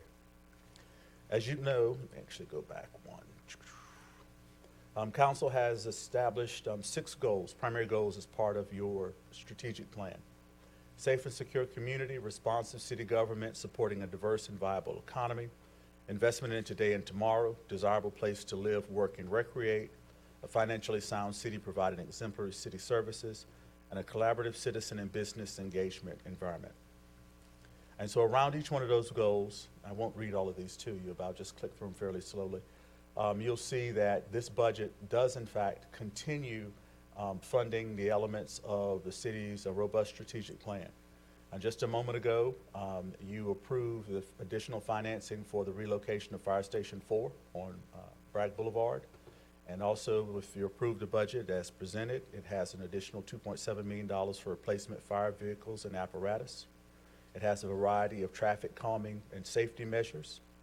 It also provides for personal protective gear for fire, as well as replacement of conductive electrical weapons or tasers for police, as well as additional repaving and fencing at our airport. Goal 2, responsive city government, supporting a diverse and viable economy. There is money in here for the Commercial Corridor Revitalization Program, funding to support the Fayetteville Cumberland Economic Development, EDC. It continues the management of our Downtown Arts and Entertainment District, and as well as continuous support for the Center for Economic Empowerment, SEED, and continuous implementation and support for our LSBE program. And Telly and Jay, when are we coming back with the disparity study information? August. And that'll be part of that as well. Thank you. As I mentioned as well, this budget, one of the guiding principles is enhancements and improvements to our planning and development and permitting processes. One of the areas that we would like to focus on is plans examiner, to be able to speed up the review process for new projects. And so there's funding for a plans examiner position in the budget under Goal 2. Goal 3, investment in today and tomorrow. It funds $4.7 million for pavement preservation funding, $4.5 million for stormwater watershed studies, as well as continuing $200,000 for dam safety, preservation, and repairs. Goal 4, desirable place to live, work, and recreate. It provides operating costs for new community amenities. As you know, on July 15th, we will be cutting the ribbon and dedicating the Bill Crist Senior Center, and we'll have staffing there for that. When we finish the Senior Center on Washington Drive, there will also be a need for staffing there. When the tennis center is completed, there will be need for staffing there as well. And it also continues progress on the Parks and Recreation bond projects that we talked with you a couple of weeks ago. It funds implementation of the Amazon Distribution Center bus route to begin in the spring of 2023, I think that is. Yeah. As well as funding strategies to assist with homelessness. $145,000 for Juneteenth for next year, and we're anticipating that council, based upon the success of the New Year's Eve celebration as well, would like to continue that, so we've included money in there to have another successful New Year's Eve celebration, as well as $20,000 for additional community signage. That has been a very well-received program. Goal 5, financially sound city, providing exemplary city services. This is the big item that we want to cover with council on Thursday at your first budget work session, which is how do we recruit and retain our employees? And this budget includes $6.6 million for a 4% merit pay increase for employees not on the STEP plans. It does provide funding to increase those STEP plans. It addresses compression issues, as well as other issues which came out of a compensation study, which we will share with you on Thursday. It includes additional required increases for medical benefits, as well as increases to employee pension benefits, and as well as $7.4 million for vehicle and equipment replacements as well. Goal 6, collaborative citizen and business engagement. Money is included for a continued partnership with Friends of the Park for the operation of Fascinate You Children's Museum, operating support for the ASOM, money for our community partners, the Arts Council, and it also funds a development center advocate position. This is the second position that will work not only with the builders and contractors, we already have that in our office, but we're also looking for someone that will be able to work with the developers at a higher level, as well as to be able to feed back information to me and other members of management on how we can continue to improve our development services area. It also provides for the digital advertising kiosks with community partners that I think we did a press release about that and ribbon cutting about that recently as well. So let's talk about the next steps very, very quickly. The recommended budget is available for the public inspection in the office of the city clerk and on the city's website at fayetteville.nc.gov. The council is scheduled to have 3 work sessions. We've identified those. In years past, we've not needed all 3, but we've gone ahead and programmed them just in case. We will be asking you guys if you have various topics that you would like to cover at the work session so we can program those. This Thursday, the main thrust will be our compensation study as well as some cleanup of other items. And then the following Thursday, we're looking at another, and then the following Thursday on June 9th as well. The council is asked tonight to set the public hearing on the budget for Monday, June 13th.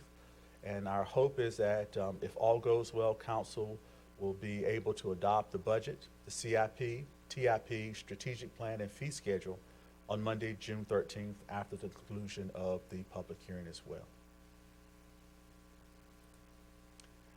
I can go back through any of the slides that you would like or answer any questions that you might have. Thank you. All right. Mr. Duncan. Thank you.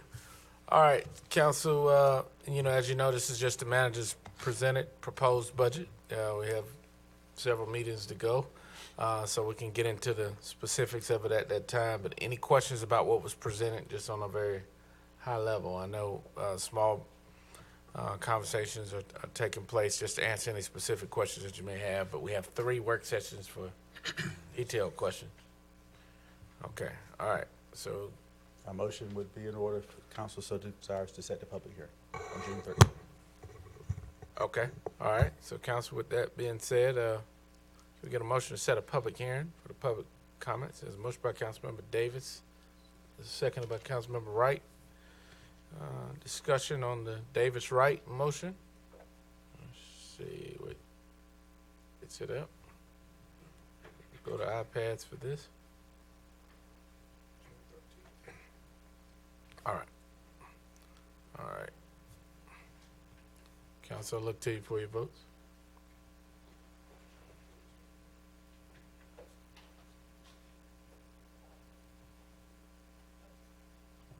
Oh.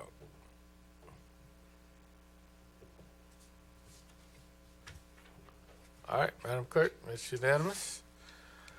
All right, so, Mr. Tolan, I think you had some questions on the previous item?